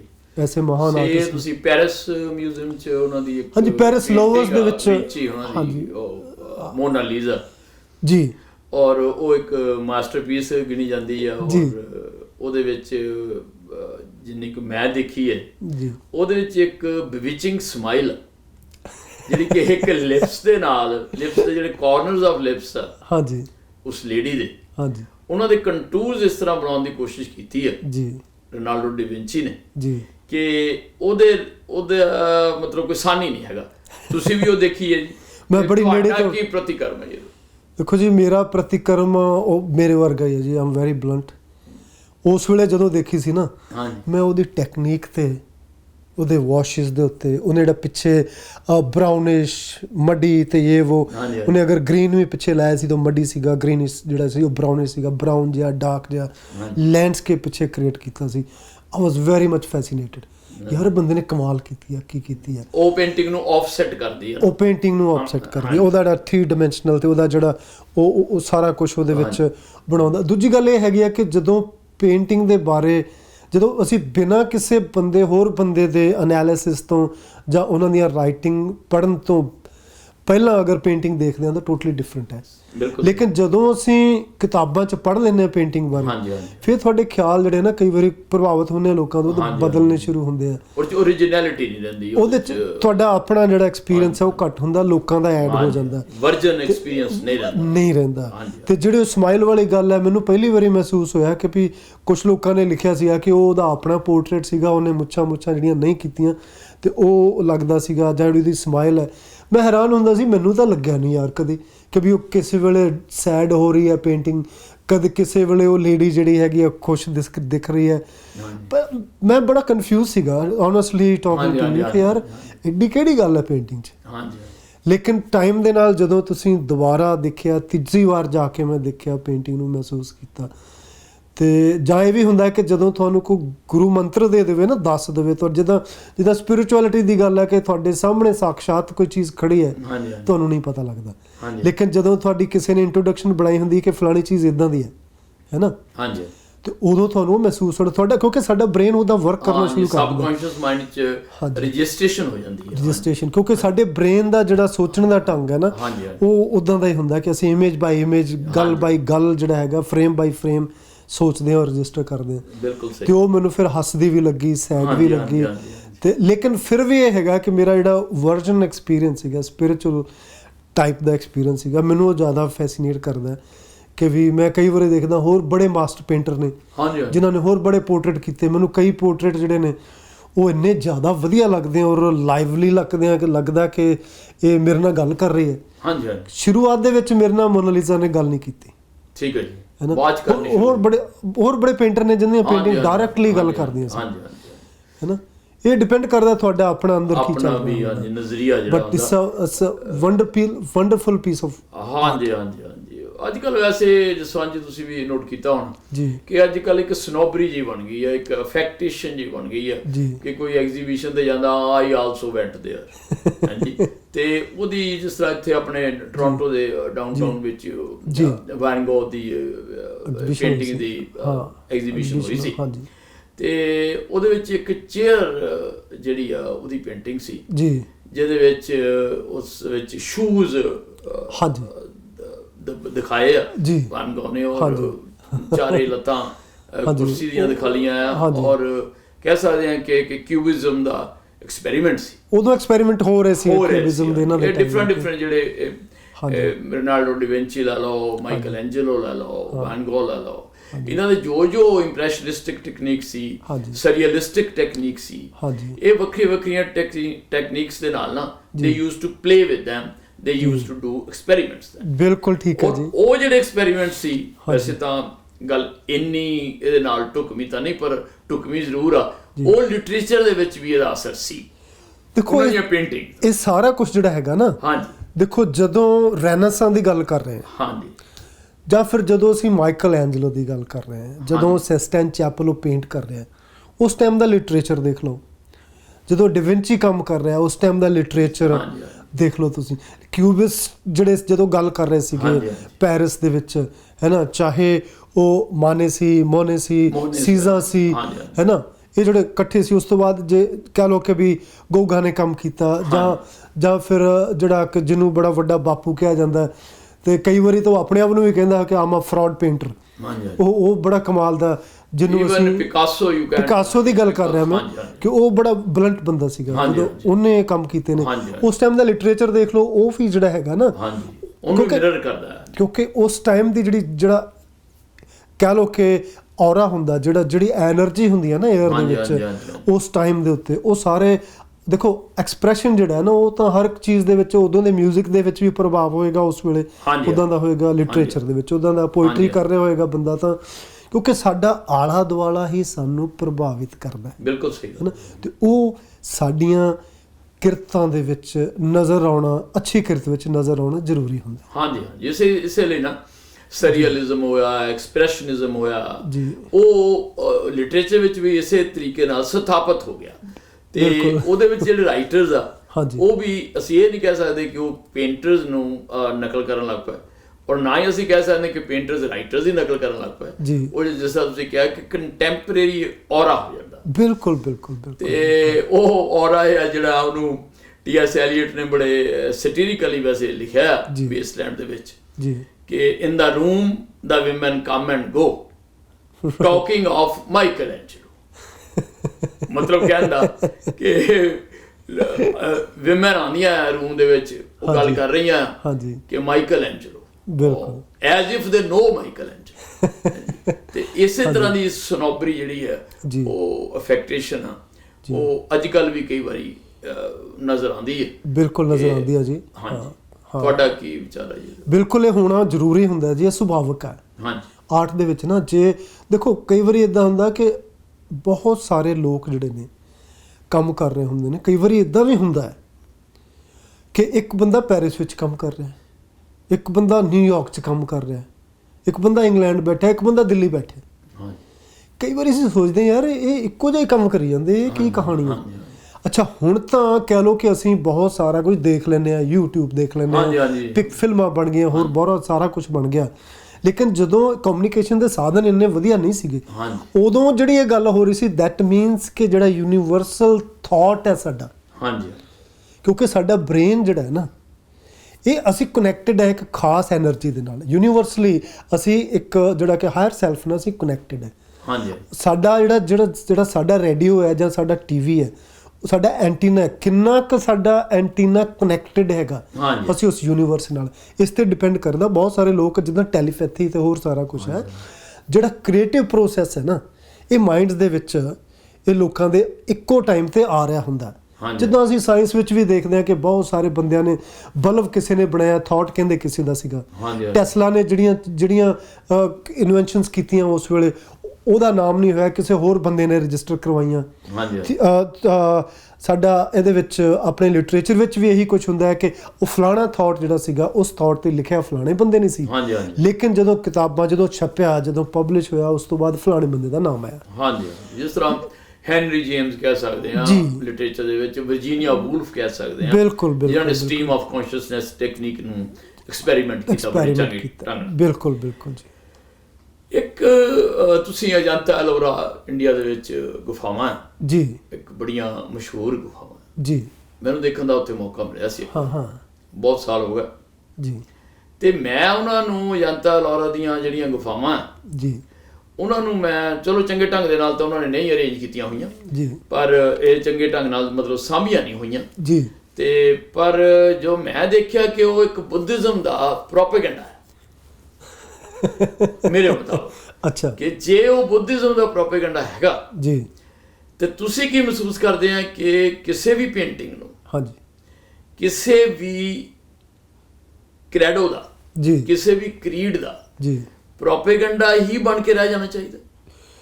ਵੈਲ ਪਲਨ ਸਾਹਿਬ, ਜੇ ਮੈਂ ਤੁਹਾਡੇ ਸਵਾਲ ਤੇ ਥੋੜੀ ਜੀ ਜਿਹੜਾ ਆਪਣੇ ਢੰਗ ਨਾਲ ਸੋਚਣ ਦੀ ਕੋਸ਼ਿਸ਼ ਕਰਾਂ ਕਿ ਤੁਸੀਂ ਇੱਕ ਸ਼ਬਦ ਯੂਜ਼ ਕੀਤਾ ਹੈ ਬੁੱਧ ਬਾਰੇ, ਪ੍ਰੋਪੇਗੈਂਡਾ, ਹੈ ਨਾ। ਮੇਰੇ ਮੁਤਾਬਕ ਉਹ ਪ੍ਰੋਪੇਗੈਂਡਾ ਨਹੀਂ ਹੋ ਸਕਦਾ। ਠੀਕ ਹੈ, ਹੋ ਸਕਦਾ ਤੁਹਾਡੇ ਮੁਤਾਬਕ ਉਹ ਪ੍ਰੋਪੇਗੈਂਡਾ ਹੋਵੇ, ਲੇਕਿਨ ਮੈਂ ਸੋਚਦਾ ਕੋਰ ਤੱਕ ਪਹੁੰਚਣ ਦੀ ਕੋਸ਼ਿਸ਼ ਕਰਦਾ ਕਿ ਜਦੋਂ ਅਜੰਤਾ ਐਲੋਰਾ ਵਿੱਚ ਕੰਮ ਹੋ ਰਿਹਾ ਸੀ, ਕਹਿ ਲਓ ਕਿ ਜਦੋਂ ਇੱਕ ਪੂਰੇ ਵੱਡੇ ਪਹਾੜ ਨੂੰ, ਇੱਕ ਪੱਥਰ ਨੂੰ ਕੱਟ ਕੇ, ਉਹ ਇੱਕ ਦੁਨੀਆ ਦਾ ਅਜੂਬਾ ਸਮਝਦਾ ਮੈਂ ਉਸਨੂੰ, ਇੱਕ ਪੱਥਰ ਨੂੰ ਕੱਟ ਕੇ ਉਹਦੇ ਅੰਦਰ ਮੰਦਰ ਬਣਾਉਣੇ, ਮੰਦਰਾਂ ਵਿੱਚ ਮੂਰਤੀਆਂ ਬਣਾਉਣੀਆਂ, ਉਹਦੇ ਵਿੱਚ ਜਿਹੜਾ ਗਰਭ ਗ੍ਰਹਿ ਕਿੱਥੇ ਜਾ ਕੇ ਬਣਾਉਣਾ, ਉਹਦੇ ਇੱਕ ਖਾਸ ਜਗ੍ਹਾ ਦੇ ਉੱਤੇ, ਮੂਰਤੀ ਦੇ ਉੱਤੇ ਜਦੋਂ ਸੂਰਜ ਚੜ੍ਹਦਾ ਉਦੋਂ ਇੱਕ ਖਾਸ ਜਗ੍ਹਾ ਤੇ ਪਹਿਲੀ ਕਿਰਨ ਪੈਂਦੀ ਹੈ ਨਾ। ਉਹ ਇੰਨੀ ਵੱਡੀ ਟੈਕਨੀਕ, ਕੁਛ ਲੋਕ ਤਾਂ ਇਹ ਵੀ ਅੱਜ ਕੱਲ੍ਹ YouTube ਤੇ ਵੀਡੀਓ ਆਉਂਦਾ, ਕਹਿੰਦੇ ਜੀ ਇਹ ਬੰਦਿਆਂ ਨੇ ਬਣਾਈਆਂ ਨਹੀਂ, ਏਲੀਅਨਸ ਨੇ ਆ ਕੇ ਕਿਹਾ ਕਿ ਉਹ ਗੋਰੇ ਕੁਛ ਸੋਚ ਹੀ ਨਹੀਂ ਸਕਦਾ ਕਿ ਇੰਡੀਆ ਦੇ ਵਿੱਚ ਇੰਨੀ ਵੱਡੀ ਟੈਲੈਂਟ ਵੀ ਸੀਗੀ। ਵੈਸੇ ਤਾਂ ਬੜੀ ਇਹਨਾਂ ਦੀ ਇੱਕ ਬਹੁਤ ਮੁਹਾਰਤ ਵੀ ਕਹੀ ਜਾ ਸਕਦੀ ਹੈ, ਔਰ ਬੜੀ ਅਚੀਵਮੈਂਟ ਆ ਵੀ ਕਿੰਨੇ ਸਾਲ ਲੱਗੇ ਹੋਣਗੇ, ਕਿਸ ਤਰੀਕੇ ਨਾਲ ਉਹਨਾਂ ਨੇ ਰੰਗ ਜਿਹੜੇ ਆ ਉਹਨਾਂ ਨੇ ਯੂਜ਼ ਕੀਤੇ ਆ। ਸਭ ਤੋਂ ਵੱਡੀ ਗੱਲ ਹੈ ਕਿ ਜਿਹੜੀ ਚੀਜ਼ ਦੀ ਆਪਾਂ ਟੈਬੂਜ਼ ਸਮਝਦੇ ਆ, ਹੁਣ ਟੈਬੂ ਸਮਝਦੇ ਆ, ਉਦੋਂ ਵੀ ਉਹ ਟੈਬੂ ਹੁੰਦੀਆਂ ਸੀ। ਬਿਲਕੁਲ ਬਿਲਕੁਲ, ਉਸ ਦੇ ਬਾਵਜੂਦ ਉਹਨਾਂ ਨੇ ਉਹ ਪੇਂਟਿੰਗ ਕੀਤੀਆਂ। ਚੱਕਰੇ ਹੈਗਾ, ਉਹ ਨਾ ਦਰਅਸਲ ਪੇਂਟਰ ਨਹੀਂ ਸੀਗੇ ਉਹ ਬੰਦੇ, ਉਹ ਸਕਲਪਟਰ ਨਹੀਂ ਸੀਗੇ, ਉਹ ਮੰਕਸ ਸੀ, ਭਗਤ ਨੇ, ਮੰਕਸ, ਉਹ ਪ੍ਰੇਮ ਚ ਨੇ, ਬੁੱਧ ਦੇ ਪ੍ਰੇਮ ਚ ਨੇ, ਹੈ ਨਾ। ਉਹਨਾਂ ਨੂੰ ਕੋਈ ਨਹੀਂ ਪਤਾ ਕਿ ਵੀ ਆਰਟ ਦੀ ਕੀ ਵੈਲਿਊ ਹੋਏਗੀ ਜਾਂ ਨਹੀਂ ਵੈਲਿਊ, ਜੋ ਉਹਨਾਂ ਦੇ ਅੰਦਰ ਚੱਲ ਰਿਹਾ ਸੀ ਉਹ ਉਹਨਾਂ ਨੇ ਉੱਦਾਂ ਦਾ ਹੀ ਜਿਹੜਾ ਕਿ ਆਲੇ ਦੁਆਲੇ ਜੋ ਰੰਗ ਮਿਲਦੇ ਸੀ, ਜੋ ਪੱਥਰ ਮਿਲਦੇ ਸੀ, ਜੋ ਮਿਨਰਲਸ ਮਿਲਦੇ ਸੀ, ਉਹਨਾਂ ਨੂੰ ਕੋਟ ਕਾਟ ਕੇ ਉਹ ਉਹਨਾਂ ਦੇ ਰੰਗ ਬਣਾ ਰਹੇ ਸੀਗੇ। ਹਾਂਜੀ, ਜਿਹੜਾ ਮੂਰਤੀਕਾਰ ਹੈਗਾ ਉਹ ਚੀਜ਼ ਲੋਕਲ ਜੋ ਵੀ ਸੀਗਾ ਉਸ ਵੇਲੇ ਕੰਮ ਕਰ ਰਹੇ ਸੀ, ਲੇਕਿਨ ਉਹ ਇਹ ਸੋਚ ਕੇ ਬੰਦੇ ਕੰਮ ਨਹੀਂ ਸੀ ਕਰ ਰਹੇ ਕਿ ਬਈ ਅਸੀਂ ਕੋਈ ਬੜਾ ਗ੍ਰੇਟ ਕੰਮ ਕਰ ਰਹੇ, ਅਸੀਂ ਕੋਈ ਬੜਾ ਵੱਡਾ ਆਰਟ ਕ੍ਰੀਏਟ ਕਰ ਰਹੇ ਹਾਂ, ਅਸੀਂ ਕੋਈ ਟੈਂਪਲ ਆਰਕੀਟੈਕਚਰ ਕ੍ਰੀਏਟ ਕਰ ਰਹੇ ਹਾਂ। ਦੇ ਵਰ ਇਨ ਲਵ, ਉਹਨਾਂ ਦੀ ਤਾਂ ਉਪਾਸਨਾ ਸੀ ਨਾ ਜੀ, ਉਹਨਾਂ ਦੀ ਇੱਕ ਭਗਤੀ ਸੀ, ਔਰ ਉਸ ਪਿਆਰ ਬਸ ਹੀ ਉਹ ਸਾਰਾ ਕੰਮ ਕਰੀ ਜਾਂਦੇ ਸੀ। ਔਰ ਕਮਾਲ ਦੀ ਗੱਲ ਇਹ ਹੈ ਕਿ ਆਰਟ ਹੈ ਹੀ ਭਗਤੀ। ਉਹ ਮੈਂ ਇਸੇ ਕਰਕੇ ਕਹਿੰਦਾ ਨਾ, ਆਰਟ ਨਹੀਂ ਸੀ ਕਰ ਰਹੇ, ਉਹ ਤਾਂ ਰੱਬ ਦੇ ਰੰਗ ਵਿੱਚ ਸੀ, ਇਹ ਤਾਂ ਮੌਜ ਹੈ ਨਾ। ਠੀਕ ਹੈ ਜੀ। ਇਸੇ ਕਰਕੇ ਹੀ ਜਿਹੜਾ ਹੈਗਾ ਉਹ ਉਹਨਾਂ ਦੀ ਜਿਹੜੀ ਸੋਚ ਸੀਗੀ ਉਸ ਵੇਲੇ, ਉਹ ਟੈਕਨੀਕਲ ਇੰਨੇ ਕੁ ਗ੍ਰੇਟ ਮਾਸਟਰ ਨੇ, ਲੇਕਿਨ ਫਿਰ ਵੀ ਉਹਨਾਂ ਦੀ ਸੋਚ ਜਿਹੜੀ ਹੈ ਨਾ ਬੁੱਧ ਦੇ ਚਰਨਾਂ ਤੱਕ ਹੈ, ਬੁੱਧ ਥਾਟ ਤੱਕ ਹੈ। ਠੀਕ ਹੈ ਇਸੇ ਕਰਕੇ ਮੈਨੂੰ ਲੱਗਦਾ ਕਿ ਉਹ ਗ੍ਰੇਟ ਹੈ। ਉਹਨਾਂ ਦੇ ਕੰਮ, ਉਹਨਾਂ ਦੇ ਜਿਹੜੇ ਸਟ੍ਰੋਕ ਆ, ਉਹਨਾਂ ਦੀਆਂ ਜਿਹੜੀਆਂ ਲਾਈਨਾਂ ਨੇ, ਹਾਂਜੀ ਹਾਂਜੀ ਆਰਕੀਟੈਕਚਰ ਦੀ ਜਾਂ ਅਸੀਂ ਸਕਲਪਚਰ ਦੀ ਗੱਲ ਕਰੀਏ ਤਾਂ ਕਮਾਲ ਤਾਂ ਹੈ ਹੀ ਹੈ। ਹਾਂਜੀ ਮੀ ਐਜ਼ ਅ ਪੇਂਟਰ ਜਦੋਂ ਦੇਖਦਾ ਕਿ ਉਹਨਾਂ ਦਾ ਜਿਹੜਾ ਕੰਮ ਹੈ ਨਾ, ਉਹ ਵਾਹ, ਹਾਂਜੀ ਬਹੁਤ ਕਮਾਲ ਹੈ ਜੀ। ਬਿਲਕੁਲ ਜੀ ਬਿਲਕੁਲ। ਤੁਹਾਡੀਆਂ ਪੇਂਟਿੰਗ ਮੈਂ ਪਹਿਲਾਂ ਵੀ ਵੈਸੇ ਜ਼ਿਕਰ ਕਰ ਚੁੱਕਾ ਕਿ ਇੱਕ ਸਪਿਰਿਚੁਅਲਿਜ਼ਮ ਦੇ ਰੰਗਾਂ ਦੀ, ਜੀ ਜੋ ਮੈਂ ਸਮਝਦਾ ਕਿ ਸਪਿਰਿਚੁਅਲਿਜ਼ਮ ਦੇ ਰੰਗਾਂ ਦੀ ਆਵਾਜ਼ ਤੁਹਾਡੀਆਂ ਪੇਂਟਿੰਗਸ ਤੇ ਕੀ ਜੋ ਤੁਸੀਂ ਈਜ਼ਲ ਦੇ ਅੱਗੇ ਬੈਠਦੇ ਆ ਜੀ, ਕੀ ਤੁਹਾਨੂੰ ਆਪਣੀ ਪੇਂਟਿੰਗ ਇੱਕ ਪੋਇਮ ਲੱਗਦੀ ਹੈ? ਸਰ ਮੈਨੂੰ ਅਗਰ ਮੇਰੇ ਤੋਂ ਤੁਸੀਂ ਸੱਚੀ ਪੁੱਛਦੇ ਆ ਨਾ, ਤੇ ਮੈਨੂੰ ਪੋਇਟਰੀ ਵੀ ਲੱਗਦੀ ਹੈ, ਮੈਨੂੰ ਮਿਊਜ਼ਿਕ ਵੀ ਲੱਗਦਾ ਹੈ। ਮੈਂ ਕੋਸ਼ਿਸ਼ ਕਰਦਾ ਹਾਂ ਕਿ ਜਿਹੜਾ ਘੱਟ ਘੱਟ ਵਿੱਚ ਵਸ ਰਿਹਾ ਨਾਦ ਹੈ, ਹਾਂਜੀ, ਅਨਹਦ ਨਾਲ ਦੀ ਗੱਲ ਕਰਦੇ ਹਾਂ, ਉਹਨੂੰ ਅਸੀਂ ਅਨਹਦ ਕਹਿ ਲਓ, ਡਿਵਾਈਨ ਸਾਊਂਡ ਕਹਿ ਲਓ, ਹੈ ਨਾ। ਕੁਝ ਇਸ ਨੂੰ ਓਮਕਾਰ ਜਾਂ ਓਮ ਕਹਿ ਦਿੰਦੇ ਨੇ, ਹੈ ਨਾ, ਆਮੀਨ ਕਹਿ ਦਿੰਦੇ ਨੇ, ਇਹਨੂੰ ਲੋਗੋਸ ਵੀ ਕਹਿੰਦੇ ਨੇ, ਹੈ ਨਾ। ਗੋਬਿੰਦ, ਰਾਮ, ਇਹ ਵੀ ਉਸ ਡਿਵਾਈਨ ਧੁਨ ਤੋਂ ਹੀ ਅਗਾਂਹ ਸ਼ਬਦ ਡਿਵੈਲਪ ਹੋਏ ਨੇ। ਠੀਕ ਹੈ। ਜਿਹੜਾ ਅਸੀਂ ਰਾਮ ਸ਼ਬਦ ਕਹਿੰਦੇ ਆ ਨਾ, ਇਹ ਵੀ ਉਸੇ ਦੀ ਪ੍ਰੈਜੈਂਟੇਸ਼ਨ ਹੈ, ਰਿਪਰੈਜ਼ੈਂਟੇਸ਼ਨ ਹੈ। ਹਾਂਜੀ। ਔਰ ਉਹ ਜਿਹੜਾ ਆਨੰਦ ਹੈ, ਉਸ ਨੂੰ ਜਦੋਂ ਬੰਦਾ ਉਸ ਦਾ ਸਵਾਦ ਮਾਣਦਾ ਹੈ ਨਾ, ਤੇ ਉਹ ਕੈਨਵਸ ਤੇ ਵੀ ਉਤਾਰਨ ਦੀ ਕੋਸ਼ਿਸ਼ ਕਰਦਾ ਹੈ। ਬਿਲਕੁਲ ਸਹੀ। ਹੁਣ ਮੈਂ, ਬੜੇ ਲੋਕ ਇਸ ਕਰਕੇ ਪ੍ਰਭਾਵਿਤ ਹੋ ਜਾਂਦੇ ਕਿ ਮੈਂ ਵਾਹਿਗੁਰੂ ਵਾਹਿਗੁਰੂ ਸ਼ਬਦ ਲਿਖਦਾ। ਹਾਂਜੀ ਹਾਂਜੀ, ਤੁਹਾਡੀਆਂ ਪੇਂਟਿੰਗ ਚ ਹੁੰਦਾ ਹੈ। ਕਈ ਵਾਰੀ ਮੈਂ ਕਹਿੰਦਾ ਹੁੰਦਾ ਕਿ ਮੇਰੀਆਂ ਤਸਵੀਰਾਂ ਨੂੰ ਇਹ ਵਾਹਿਗੁਰੂ ਸ਼ਬਦ ਜਿਹੜਾ ਆਮ ਜਪਿਆ ਜਾਂਦਾ ਨਾ, ਇਹਦੇ ਵਾਂਗੂ ਦੇਖਣ ਦੀ ਬਜਾਏ ਅਗਰ ਇਸ ਨੂੰ ਮਿਊਜ਼ੀਕਲ ਨੋਡਸ ਜਿਹੜੀਆਂ ਹੁੰਦੀਆਂ ਸਾਡੀਆਂ, ਉਹਨਾਂ ਵਾਂਗੂ ਦੇਖੋ ਨਾ, ਅੱਗੇ ਪਿੱਛੇ ਕਿਤੇ ਇੱਕ ਲਫ਼ਜ਼ ਵਵਾ ਜੇ ਸਾਹਮਣੇ ਆ ਰਿਹਾ, ਹਾਹੇ ਨੂੰ ਸਿਆਰੀ ਉਗੂ ਰੂ ਤੱਕ ਪਿੱਛੇ ਜਾ ਰਿਹਾ, ਕਿਤੇ ਅੱਗੇ ਹੋ ਰਿਹਾ, ਕਿਤੇ ਰੰਗਾਂ ਦੇ ਨਾਲ ਅਗਾਂਹ ਪਿਛਾਂ ਕਰਨ ਦੀ ਕੋਸ਼ਿਸ਼ ਕੀਤੀ ਹੈ ਨਾ, ਮਤਲਬ ਟੈਲੀਸਕੋਪਿੰਗ ਤੁਸੀਂ ਕਰ ਰਹੇ ਹੋ। ਯੈਸ, ਉਹ ਜਿਹੜਾ ਜਦੋਂ ਤੁਸੀਂ ਡਿਵਾਈਨ ਸਾਊਂਡ ਨਾਲ ਜੁੜਦੇ ਹੋ ਨਾ, ਹਾਂਜੀ ਹਾਂਜੀ, ਉਹਦੇ ਵਿੱਚ ਇੱਕ ਸਾਊਂਡ ਤਾਂ ਹੈ, ਇੱਕ ਸਾਊਂਡ ਹੈ ਨਹੀਂ, ਔਰ ਇੱਕ ਸਥਿਰਤਾ ਹੈ ਨਹੀਂ, ਸਟੇਬਿਲਿਟੀ ਹੈ ਨਹੀਂ, ਡਾਇਨਾਮਿਜ਼ਮ ਹੈ। ਹਾਂਜੀ, ਉਹ ਡਾਇਨਾਮਿਜ਼ਮ ਦੇਖੋ, ਮੇਰੀ ਕੋਸ਼ਿਸ਼ ਹੈ, ਮੈਂ 100% ਨਹੀਂ ਕਰ ਪਾਉਂਦਾ, ਪਰ ਮੇਰੀ ਕੋਸ਼ਿਸ਼ ਇਹ ਹੈ ਕਿ ਉਹ ਮਿਊਜ਼ਿਕ ਜਿਹੜਾ ਹੈ, ਵਿਊਅਰ ਜਿਹੜਾ ਹੈਗਾ, ਉਸ ਨੂੰ ਮਹਿਸੂਸ ਹੋ ਸਕੇ। ਜੇ ਉਹ ਅੰਦਰ ਮਹਿਸੂਸ ਕਰ ਸਕਦਾ ਤੇ ਆਈ ਥਿੰਕ ਆਮ ਡਨ। ਹਾਂਜੀ, ਹੈ ਨਾ। ਤੇ ਬਹੁਤੀ ਵਾਰੀ ਇੱਦਾਂ ਵੀ ਹੁੰਦਾ ਕਿ ਜੋ ਪੇਂਟਿੰਗ ਜਿਹੜੀ ਹੈ, ਮੈਂ ਜਦੋਂ ਕਰ ਲੈਣਾ ਪੇਂਟਿੰਗ, ਉਸ ਤੋਂ ਬਾਅਦ ਮੈਂ ਪਰੇ ਕਰ ਦਿੰਦਾ ਕਿ ਹੁਣ ਮੇਰਾ ਕੰਮ ਹੋ ਗਿਆ। ਨਹੀਂ, ਇਹ ਜਿਹੜਾ ਵਿਊਅਰ ਹੈ, ਉਹਦੀ ਤਸਵੀਰ ਹੋ ਗਈ, ਉਸ ਨੂੰ ਕਿੱਦਾਂ ਉਹ ਦੇਖਦਾ ਹੈ, ਸੋਚਦਾ ਹੈ, ਸਮਝਦਾ ਹੈ, ਮਹਿਸੂਸ ਕਰਦਾ ਹੈ, ਇਹ ਵਿਊਅਰ ਦੇ ਉੱਤੇ ਡਿਪੈਂਡ ਕਰਦਾ ਹੈ। ਅਤੇ ਜੇ ਵਿਊਅਰ ਜਿਹੜਾ ਹੈਗਾ ਉਹ ਜੁੜ ਸਕਦਾ ਹੈ ਆਪਣੇ ਆਪ ਦੇ ਨਾਲ, ਤਸਵੀਰ ਨੂੰ ਦੇਖ ਕੇ, ਜੇ ਆਪਣੇ ਅੰਦਰ ਆਪਣੇ ਉਹਦੇ ਇੱਕ ਖੋਜ ਪੈਦਾ ਹੋ ਸਕਦੀ ਹੈ, ਸੋਚ ਪੈਦਾ ਹੋ ਸਕਦੀ ਹੈ, ਅਤੇ ਮੈਨੂੰ ਲੱਗਦਾ ਕਿ ਵੀ ਆਮ ਡੂਇੰਗ ਸਮਥਿੰਗ ਰਾਈਟ। ਠੀਕ ਹੈ ਜੀ, ਠੀਕ ਹੈ ਜੀ। ਜਿਸ ਤਰ੍ਹਾਂ ਕੀਟਸ ਨੇ ਇੱਕ ਜਗ੍ਹਾ ਲਿਖਿਆ ਜੀ ਕਿ heard melodies are sweet, unheard melodies are sweeter. ਕੀ ਜਿਹੜੀਆਂ ਉਹ ਅਨਹਰਡ ਮੈਲੋਡੀਜ਼ ਹੁੰਦੀਆਂ, ਉਹਨੂੰ ਕਿਸੇ ਨਾ ਕਿਸੇ ਢੰਗ ਦੇ ਨਾਲ ਤੁਸੀਂ ਪੇਂਟਿੰਗ ਦੇ ਵਿੱਚ ਉਤਾਰ ਜਾਂਦੇ? ਬੜਾ ਔਖਾ ਸਵਾਲ ਹੈ ਜੀ, ਔਰ ਕੰਮ ਬੜਾ ਔਖਾ। ਮੈਂ ਅਕਸਰ ਆਪਣੀ ਰਾਈਟਿੰਗ ਦੇ ਵਿੱਚ ਵੀ ਇੱਕ ਸ਼ਬਦ ਯੂਜ਼ ਕਰਦਾ ਹੁੰਦਾ ਕਿ ਅਨਸੰਗ ਮੈਲੋਡੀਜ਼। ਮੇਰੇ ਕਹਿਣ ਦਾ ਮਤਲਬ ਸੀਗਾ ਇਹ ਕਿ ਉਹ ਜਿਹੜੀਆਂ ਸਵਰਾਂ ਜਿਹਨੂੰ ਮੈਂ ਅਨਸੰਗ ਕਹਿ ਰਿਹਾ, ਹਾਂ, ਉਹ ਕਿਸੇ ਇੰਸਟਰੂਮੈਂਟ ਤੋਂ ਨਹੀਂ ਹੈ, ਉਹ ਕਿਸੇ ਦੀ ਗਰਸ਼ਨ ਤੋਂ ਨਹੀਂ ਹੋ ਰਹੀਆਂ। ਠੀਕ ਹੈ। ਇਸ ਕਰਕੇ ਮੈਂ ਉਹਨਾਂ ਨੂੰ ਕਹਿ ਰਿਹਾ ਸੀ ਕਿ ਉਹ ਖੁਦ ਮੇਂ ਹੈ, ਸਵੰਭੂ ਨੇ, ਹੈ ਨਾ। ਅਤੇ ਉਹ ਮੈਨੂੰ ਲੱਗਦਾ ਕਿ ਵੀ ਮੈਂ ਪੂਰਾ ਕਾਮਯਾਬ ਨਹੀਂ ਹੈ, ਮੈਂ ਉਹ ਨਹੀਂ। ਸੁਣਨਾ ਵੱਖਰੀ ਗੱਲ ਹੁੰਦੀ ਹੈ, ਤੁਸੀਂ ਸੁਣਦੇ ਕਿੱਥੋਂ? ਤੁਸੀਂ ਮਸਤਕ ਤੋਂ ਸੁਣਦੇ ਹੋ, ਤੁਸੀਂ ਸਾਹਸਤਰ ਤੋਂ ਸੁਣਦੇ ਹੋ, ਤੁਸੀਂ ਕੰਨਾਂ ਤੋਂ ਸੁਣਦੇ ਹੋ, ਨੇੜੇ ਤੋਂ ਸੁਣਨੇ। ਕਈ ਵਾਰੀ ਆਵਾਜ਼ਾਂ ਤੁਹਾਡੇ ਸਾਈਡਾਂ ਤੋਂ, ਮੱਥੇ ਤੋਂ ਹੁੰਦੀਆਂ ਨੇ, ਕਦੀ ਕਦੀ ਗੁਰੂ ਕਿਰਪਾ ਹੁੰਦੀ ਹੈ, ਤੁਹਾਡੇ ਸੈਂਟਰ 'ਚ ਉਹ ਸਾਊਂਡ ਆਉਂਦੀ ਹੈ। ਹਮੇਸ਼ਾ ਅਸੀਂ ਕੰਨਾਂ ਤੋਂ ਨਹੀਂ ਸੁਣਦੇ। ਦੇਖੋ, ਜਿਹੜੇ ਬਾਹਰੇ ਕੰਨ ਨੇ ਨਾ, ਉਹ ਸੁਣਨ ਦਾ ਮਸਲਾ ਹੈ ਹੀ ਨਹੀਂ, ਉਹ ਸੁਣਨ ਦਾ ਮਸਲਾ ਨਹੀਂ। ਕੰਨਾਂ ਦਾ ਮਤਲਬ ਕੰਨਾਂ ਦੇ ਨੇੜੇ ਕੋਈ ਸਾਊਂਡ ਹੁੰਦੀ ਹੈ। ਹੁਣ ਉੱਥੇ ਵੀ ਦੇਖਦੇ ਹਾਂ ਕਿ ਲੈਫਟ ਸਾਊਂਡ ਹੋਰ ਹੁੰਦੀ ਹੈ, ਰਾਈਟ ਸਾਊਂਡ ਹੋਰ ਹੁੰਦੀ ਹੈ। ਕੁਝ ਸਾਊਂਡ ਸੂਦਿੰਗ ਹੈਗੀਆਂ, ਕੁਝ ਸਾਊਂਡ ਜਿਹੜੀਆਂ ਉਹ ਡਿਸਟਰਬਿੰਗ ਹੁੰਦੀਆਂ, ਪਿਚ ਹਾਈ ਹੁੰਦੀ ਹੈ, ਤੁਸੀਂ ਇਰੀਟੇਟ ਫੀਲ ਕਰਦੇ ਹੋ। ਉਹ ਪ੍ਰੋਪਰ ਟ੍ਰੇਨਿੰਗ ਨਾਲ ਸਾਨੂੰ ਪਤਾ ਲੱਗਦਾ ਕਿ ਅਸੀਂ ਕਿਹੜੀ ਸਾਊਂਡ ਸੁਣਨੀ ਹੈ, ਕਿਹੜੀ ਨਹੀਂ ਸੁਣਨੀ। ਕਿਹੜੀ ਸਾਊਂਡ ਮਿਊਜ਼ਿਕ ਦੀ ਸਾਨੂੰ ਬਹੁਤ ਜ਼ਿਆਦਾ ਚੰਗੀ ਲੱਗਦੀ ਹੈ, ਖਿੱਚਦੀ ਹੈ, ਕੈਪਟੀਵੇਟ ਕਰਦੀ ਹੈ, ਜਿਹੜੀ ਇੱਕ ਥਾਂ ਤੋਂ ਕਿਤੇ ਹੋਰ ਲੈ ਕੇ ਜਾਂਦੀ ਹੈ, ਜਿਹੜੀ ਤੁਹਾਡੀ ਜਰਨੀ ਕੰਟੀਨਿਊ ਕਰਦੀ ਹੈ। ਹਾਂਜੀ ਹਾਂਜੀ, ਜਿਸ ਤਰ੍ਹਾਂ ਰਾਗ ਹੁੰਦੇ ਆ ਕਈ, ਉਹਨਾਂ ਦੇ ਇੱਕ ਰਾਗ ਹੈਗਾ ਜਿਹਦੇ ਵਿੱਚ ਕਿ ਸੱਤੇ ਸੁਰ ਜਿਹੜੇ ਹੈਗੇ ਆ ਹਾਂਜੀ ਉਹ ਸੁੱਚੇ ਆ, ਠੀਕ ਹੈ ਜੀ, ਕਿ ਉਹ ਜਿਹੜੇ ਸੁੱਚੇ ਸੱਤੇ ਸੁਰ ਸੁੱਚੇ ਹੋਣੇ ਜੀ ਉਹ ਬਹੁਤ ਮੁਸ਼ਕਲ ਹੁੰਦਾ ਹੈ, ਉਹਨੂੰ ਉਚਾਰਨਾ ਵੀ ਮੁਸ਼ਕਲ ਹੁੰਦਾ, ਔਰ ਜਦੋਂ ਤੁਸੀਂ ਪੇਂਟਿੰਗ 'ਚ ਲੈ ਕੇ ਆਉਣੇ ਆ ਤਾਂ ਉਹ ਹੋਰ ਜ਼ਿਆਦਾ ਮੁਸ਼ਕਲ ਹੋ ਜਾਂਦਾ। ਦੇਖੋ ਮੈਂ ਕਈ ਵਾਰ ਕਹਿੰਦਾ ਹੁੰਦਾ ਕਿ ਸਿਤਾਰ ਜਦੋਂ ਅਸੀਂ ਵਜਾਉਂਦੇ ਹਾਂ ਨਾ, ਹਾਂਜੀ, ਜਾਂ ਇੱਕ ਛੋਟੀ ਜਿਹੀ ਗੱਲ ਹੈ, ਜਦੋਂ ਕੋਈ ਬੰਦਾ ਗਾਉਣ ਲੱਗਦਾ, ਜਦੋਂ ਰਿਆਜ਼ ਕਰਦੇ ਨੇ ਤਾਂ ਤਾਨਪੁਰਾ ਨਾਲ ਰੱਖਦੇ ਨੇ। ਹਾਂ, ਤਾਨਪੁਰੇ ਦੇ ਵਿੱਚ ਜਿਹੜੀਆਂ ਸਵਰਾਂ ਨੇ ਨਾ, ਜਦੋਂ ਤਾਨਪੁਰਾ ਤੁਸੀਂ ਕੱਲੀ ਕੱਲੀ ਤਾਰ ਦੇ ਉੱਤੇ ਹੱਥ ਲਾ ਕੇ ਤਾਨਪੁਰਾ ਵਜਾਉਂਦੇ ਆ, ਜਦੋਂ ਬੰਦਾ ਆਲਾਪ ਲੈਂਦਾ ਜਾਂ ਕੁਛ ਕਰਦਾ, ਬਿਲੀਵ ਕਰਨਾ ਉਦੋਂ ਬੰਦੇ ਨੂੰ ਜਿਹੜਾ ਸਹੀ ਗਾਉਣ ਵਾਲਾ ਨਾ, ਉਹਨੂੰ ਸੁਰ ਫਿਰ ਸੋਚਣੇ ਨਹੀਂ ਪੈਂਦੇ, ਲੱਭਣੇ ਨਹੀਂ ਪੈਂਦੇ, ਉਹ ਆਪਣੇ ਆਪ ਹੀ ਜਿਹੜਾ ਪਿੱਛੇ ਤਾਨਪੁਰੇ ਦੇ ਸੁਰ ਵੱਜ ਰਹੇ ਹੁੰਦੇ ਆ ਨਾ, ਉਹਦੇ ਵਿੱਚੋਂ ਪਕੜ ਲੈਂਦਾ ਔਰ ਤੁਰ ਪੈਂਦਾ। ਹਾਂਜੀ, ਹੈ ਨਾ।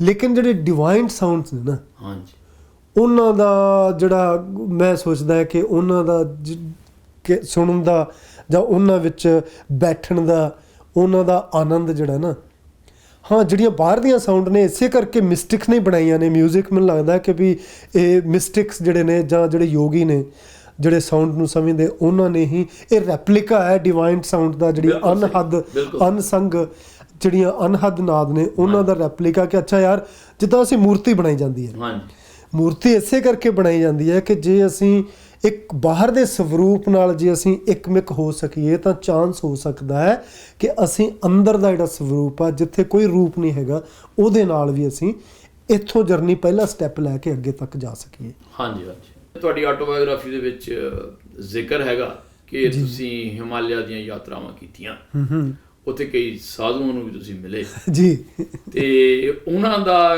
ਕੀ ਪ੍ਰਭਾਵ ਸੀ ਤੁਹਾਡੇ ਮਨ ਦੇ ਉੱਪਰ, ਔਰ ਕੀ ਉਹ ਕਿਸੇ ਰੂਪ ਦੇ ਵਿੱਚ ਜੀ ਆਪਣੀਆਂ ਪੇਂਟਿੰਗਸ ਦੇ ਵਿੱਚ ਵੀ ਤੁਸੀਂ ਪ੍ਰਦਰਸ਼ਿਤ ਕੀਤਾ? ਦੇਖੋ ਜੀ, ਤਸਵੀਰਾਂ ਦੇ ਵਿੱਚ ਕੁਛ ਇੱਕ ਤਜਰਬੇ ਬੰਨੇ ਨਹੀਂ ਜਾ ਸਕਦੇ। ਇਹ ਮੈਂ ਮਹਿਸੂਸ ਕਰਦਾ ਕਿ ਜਿੱਦਾਂ ਤੁਸੀਂ ਗੱਲ ਕੀਤੀ ਹੈ, ਸਾਡਾ ਬਚਪਨ ਸੀ, ਕਾਲਜ ਪੜ੍ਹਦੇ ਸੀਗੇ, ਛੁੱਟੀਆਂ ਹੁੰਦੀਆਂ ਸੀ, ਜਦੋਂ ਮੈਂ ਘਰ ਨਹੀਂ ਸੀ ਜਾਂਦਾ ਹੁੰਦਾ, ਚੰਡੀਗੜ੍ਹ ਤੋਂ ਘਰ ਨਹੀਂ ਜਾਣਾ ਮੈਂ, ਅਤੇ ਅਸੀਂ 1-2 ਦੋਸਤਾਂ ਨੇ, 3 ਦੋਸਤਾਂ ਨੇ ਕਈ ਵਾਰੀ ਕਿਸੇ ਬੰਨੇ ਨਿਕਲ ਜਾਣਾ, ਕਦੇ ਗੋਆ ਘੁੰਮਣ ਚਲੇ ਗਏ, ਸਾਈਕਲਾਂ ਦੇ ਉੱਤੇ ਇੰਡੀਆ ਟੂਰ ਕਰਦੇ ਸੀ। ਇੱਦਾਂ ਹੀ ਸਾਨੂੰ 1-2 ਵਾਰੀ ਮੌਕਾ ਮਿਲਿਆ, ਅਸੀਂ ਜਿਹੜਾ ਹੈਗਾ ਕਿ ਹੇਮਕੁੰਡ, ਬਦਰੀਨਾਥ, ਇਸ ਏਰੀਏ ਦੇ ਵਿੱਚ ਕੇਦਾਰਨਾਥ, ਇੱਧਰ ਅਸੀਂ ਕੋਸ਼ਿਸ਼ ਕੀਤੀ ਕਿ ਚਲੋ ਘੁੰਮ ਫਿਰ ਕੇ ਆਈਏ, ਛੁੱਟੀਆਂ ਨੇ। ਕਿ ਇੱਦਾਂ ਦੀਆਂ ਜਰਨੀਜ਼ ਵਗੈਰਾ ਜਿਹੜੀਆਂ ਹੈਗੀਆਂ ਨਾ ਸਾਡੀਆਂ, ਉਹ ਮੈਂ ਕਰਦਾ ਰਹਿੰਦਾ ਹੁੰਦਾ ਸੀ। ਅਤੇ ਉਹਨਾਂ ਦੇ ਵਿੱਚੋਂ ਮੇਰੀ ਹਮੇਸ਼ਾ ਹੀ ਜਿਗਿਆਸਾ ਹੁੰਦੀ ਸੀ ਕਿ ਜੇ ਤੁਸੀਂ ਪਹਾੜਾਂ ਦੇ ਵਿੱਚ ਕਿਤੇ ਘੁੰਮ ਫਿਰ ਰਹੇ ਹੋ ਨਾ, ਅਤੇ ਲੱਭਿਆ ਜਾਵੇ ਵੀ ਕਿਤੇ ਕੋਈ ਮਹਾਂਪੁਰਸ਼ ਮਿਲ ਜਾਵੇ, ਕਿਸੇ ਕੋਈ ਯੋਗੀ ਮਿਲ ਜਾਵੇ, ਕੋਈ ਸੰਤ ਮਿਲ ਜਾਵੇ। ਕਿਉਂਕਿ ਸਾਡੇ ਹਿੰਦੁਸਤਾਨ ਦੇ ਵਿੱਚ ਕੀ ਪੂਰੀ ਦੁਨੀਆ 'ਚ ਧਾਰਨਾ ਹੈਗੀ ਹੈ ਕਿ ਹਿਮਾਲਿਆ ਜਿਹੜੇ ਹੈਗੇ ਨੇ ਇਹ ਯੋਗੀਆਂ ਦਾ ਘਰ ਹੈ, ਸੰਤਾਂ ਦਾ, ਮਿਸਟਿਕਸ ਦਾ ਘਰ ਨੇ ਇਹ। ਅਤੇ ਉਹ ਜਿਹੜੀ ਅੰਦਰ ਸੋਚ ਹੁੰਦੀ ਸੀਗੀ, ਉਹ ਇੱਕ ਵਾਰੀ ਅਸੀਂ ਹੇਮਕੁੰਡ ਸਾਹਿਬ ਜਾ ਰਹੇ ਸੀ, ਅਤੇ ਉੱਥੇ ਇੱਕ ਸਾਧੂ ਨਾਲ ਅਚਾਨਕ ਮੁਲਾਕਾਤ ਹੋਈ। ਉਹ ਬੜਾ ਡਰਾਮੈਟਿਕ ਜਿਹਾ ਸੀਗਾ, ਔਰ ਮੈਂ ਕਿਤਾਬ 'ਚ ਮੈਂਸ਼ਨ ਵੀ ਕੀਤਾ, ਉਹਨੂੰ ਫੁੱਲ ਪੱਤੀ ਬਾਬਾ ਕਹਿੰਦੇ ਨੇ। ਹਾਂਜੀ, ਫੁੱਲ ਪੱਤੀ ਬਾਬਾ ਜੀ ਦੀ ਗੱਲ ਕੀਤੀ ਹੈ ਮੈਂ, ਔਰ ਉਹਦੀ ਜਿਹੜੀ ਹੈਗੀ ਹੈ ਉਸ ਨਾਲ ਮੇਰੀ ਬੜੀ ਡਰਾਮੈਟਿਕ ਜੀ ਸਾਡੀ ਮੁਲਾਕਾਤ ਸੀਗੀ। ਮਿਲਣ ਗਏ ਉਸ ਬੰਦੇ ਨੂੰ, ਹੈ ਨਾ। ਉਹਦੇ ਬਾਰੇ ਕਹਾਣੀ ਤਾਂ ਕਿਤਾਬ ਪੜ੍ਹ ਕੇ ਜੇ ਤੁਸੀਂ ਮਹਿਸੂਸ ਕਰ ਸਕੋ ਤਾਂ ਵਧੀਆ ਗੱਲ ਹੈ, ਲੇਕਿਨ ਉਸ ਬੰਦੇ ਦਾ ਜਿਹੜਾ ਰਹਿਣ ਸਹਿਣ ਸੀਗਾ ਬੜਾ ਡਿਫਰੈਂਟ ਸੀਗਾ। ਕੁਝ ਵੀ ਨਹੀਂ ਸੀ ਉਹਦੇ ਕੋਲ। ਸਿਆਲ ਦੇ ਵਿੱਚ ਇੱਕ ਧੂਣੀ ਧੁਖਾ ਛੱਡਦਾ ਸੀਗਾ, ਤਰਸ਼ੂਲ ਇੱਕ ਟੰਗਿਆ ਹੋਇਆ ਸੀਗਾ, ਹੈ ਨਾ। ਉੱਥੇ ਜਿਹੜਾ ਹੈਗਾ ਉਹ ਰਹਿੰਦਾ ਸੀ, ਧੂਣੀ ਲਾ ਛੱਡਦਾ ਸੀਗਾ, ਹੈ ਨਾ, ਅਤੇ ਪਸਮ ਮਲ ਛੱਡੀ ਆਪਣੇ ਆਲੇ ਦੁਆਲੇ। ਅਤੇ ਇੰਨੀ ਕੁ ਗਰਮੀ ਦੇ ਵਿੱਚ ਜਿਹੜਾ ਆਲਮੋਸਟ ਨਾਂਗਾ ਨਹੀਂ ਸੀਗਾ, ਉਹਦੀ ਧੋਤੀ ਬੰਨੀ ਹੁੰਦੀ ਸੀਗੀ, ਥੋੜ੍ਹਾ ਜਿਹਾ ਇੱਕ ਕੰਬਲੀ ਜੀ ਛੋਟੀ ਜੀ ਸੀਗੀ ਉਹਦੇ ਕੋਲ। ਉਹਨੂੰ ਫੁੱਲ ਪੱਤੀ ਬਾਬਾ ਇਸ ਕਰਕੇ ਮੈਂ ਨਾਮ ਦਿੱਤਾ ਹੈ ਕਿ ਹਿਮਾਲਿਆ ਦੇ ਵਿੱਚ ਸਰ ਕੁਛ ਇੱਕ ਐਸੀਆਂ ਜੜ੍ਹੀਆਂ ਬੂਟੀਆਂ ਨੇ, ਕੁਛ ਐਸੇ ਇੱਕ ਪਦਾਰਥ ਨੇ ਜਿਹੜੇ ਕਿ ਉੱਥੇ ਦੇ ਰਹਿਣ ਵਾਲੇ ਜਿਹੜੇ ਸੰਤ ਨੇ ਉਹ ਵਰਤਦੇ ਨੇ। ਉਹਨਾਂ ਦੇ ਵਿੱਚੋਂ ਕੁਛ ਇੱਕ ਬਨਸਪਤੀ ਜਿਹੜੀ ਹੈ, ਕੁਛ ਇੱਕ ਐਸੇ ਫੁੱਲ ਪੱਤੇ ਨੇ ਜਿਹੜਾ ਮੈਨੂੰ ਜਿਹੜੀ ਉਹਨਾਂ ਦੇ ਨਾਲ ਇੰਟਰੋਡਕਸ਼ਨ ਹੋਈ, ਕਹਿਣ ਲੱਗੇ ਕਿ ਵੀ ਇਹ ਖਾਸ ਤਰ੍ਹਾਂ ਦੇ ਫੁੱਲ ਹੁੰਦੇ ਆ, ਅਤੇ ਇੱਕ ਫੁੱਲ ਦੀਆਂ 2 ਪੰਖੜੀਆਂ ਉਹਨਾਂ ਵਾਸਤੇ 2-3 ਹਫ਼ਤਿਆਂ ਵਾਸਤੇ ਕਾਫੀ ਹੁੰਦੀਆਂ ਨੇ, ਖਾਣ ਪੀਣ ਉਹਨਾਂ ਦਾ। ਅੱਛਾ ਜੀ। ਇੰਨੀ ਕੁ એનર્ਜੀ ਉਹਨਾਂ ਨੂੰ ਦਿੰਦੀਆਂ ਨੇ, ਜਿਹੜੀ ਕਿ ਮੈਨੂੰ ਹੁਣ ਬਾਅਦ 'ਚ ਮੈਨੂੰ ਸਮਝ ਆਈ। ਉਸ ਟਾਈਮ ਤੇ ਉਸ ਗੱਲ ਦੀ ਸਮਝ ਨਹੀਂ ਸੀ ਆਈ ਕਿ ਵੀ ਇਹ ਕੀ ਗੱਲ ਹੋ ਰਹੀ ਹੈ ਔਰ ਇਹਦੇ ਪਿੱਛੇ ਰੀਜ਼ਨ ਕੀ ਹੈ। ਸੋ ਉਸ ਬਾਬੇ ਨੇ ਜਿਹੜਾ ਹੈਗਾ ਕੋਈ ਉਹ ਪੱਤੀ ਦਾ ਜਿਹੜਾ ਉਹਦੇ ਕੋਲੋਂ ਟੇਸਟ ਕਰਨ ਨੂੰ ਮਿਲਿਆ। ਔਰ ਹੁਣ ਮੈਂ ਦੇਖਦਾ ਕਿ ਵੀ ਹੁਣ ਅੱਜ ਕੱਲ੍ਹ ਬੜਾ ਕੁਝ ਅਸੀਂ ਦੇਖਦੇ ਹਾਂ, ਕੋਈ ਲੋਕ ਮਸ਼ਰੂਮ ਦੇ ਨਾਲ, ਕੋਈ LSD ਦੇ ਨਾਲ, ਕੋਈ ਕਿਸੇ ਤਰ੍ਹਾਂ ਦੀਆਂ ਚੀਜ਼ਾਂ ਨਾਲ। ਬੇਸਿਕਲੀ ਦੇਖੋ ਮੈਂ ਸਮਝਦਾ ਕਿ ਹੈ ਤਾਂ ਬੇਸਿਕਲੀ ਕੈਮੀਕਲ ਹੀ ਹੈ ਨਾ, ਜਿਹੜਾ ਉਹ ਰਸਾਇਣ ਹੈ ਇੱਕ, ਜਿਹੜੀ ਉਹਨਾਂ ਪੱਤਿਆਂ ਦੇ ਵਿੱਚੋਂ ਜਾਂ ਕਿਸੇ ਚੀਜ਼ ਦੇ ਵਿੱਚੋਂ ਤੁਹਾਡੇ ਬਾਡੀ ਦੇ ਵਿੱਚ ਜਾਂਦੀ ਹੈ। ਹਾਂਜੀ। ਅਤੇ ਉਹ ਜਿਹੜੀਆਂ ਸਪਿਰਿਚੁਅਲ ਰਸਾਇਣ ਨੇ ਉਹ ਕਿਤੇ ਨਾ ਕਿਤੇ ਤੁਹਾਡੇ ਪੀਨੀਅਲ ਗਲੈਂਡ ਨੂੰ ਜਾਂ ਕਿਸੇ ਚੀਜ਼ ਨੂੰ ਐਕਟੀਵੇਟ ਕਰਦੀਆਂ ਨੇ, ਤੁਹਾਨੂੰ ਹੈਲੂਸੀਨੇਸ਼ਨ ਦੇ ਵਿੱਚ ਲੈ ਕੇ ਜਾਂਦੀਆਂ ਨੇ, ਜਾਂ ਜਿਹੜੀਆਂ ਤੁਹਾਡੇ ਜਿਹੜੇ ਸਪਿਰਿਚੁਅਲ ਐਕਸਪੀਰੀਅੰਸ ਹੁੰਦੇ ਨੇ ਉਹ ਜਿਹੜੇ ਕਰਵਾਉਂਦੀਆਂ ਨੇ। ਅਤੇ ਉਹ ਮੇਰਾ ਪਹਿਲਾ ਐਕਸਪੀਰੀਅੰਸ ਜਿਹੜਾ ਹੈਗਾ ਉਹ ਇੱਕ ਪੱਤੀ ਦੇ ਨਾਲ, ਜਿਹਨੂੰ ਫੁੱਲ ਪੱਤੀ ਬਾਬਾ ਕਿਹਾ, ਉਹਨੇ ਕਿਹਾ ਕਿ ਤੂੰ ਲੈ ਲਓ, ਰੱਖ ਲਓ।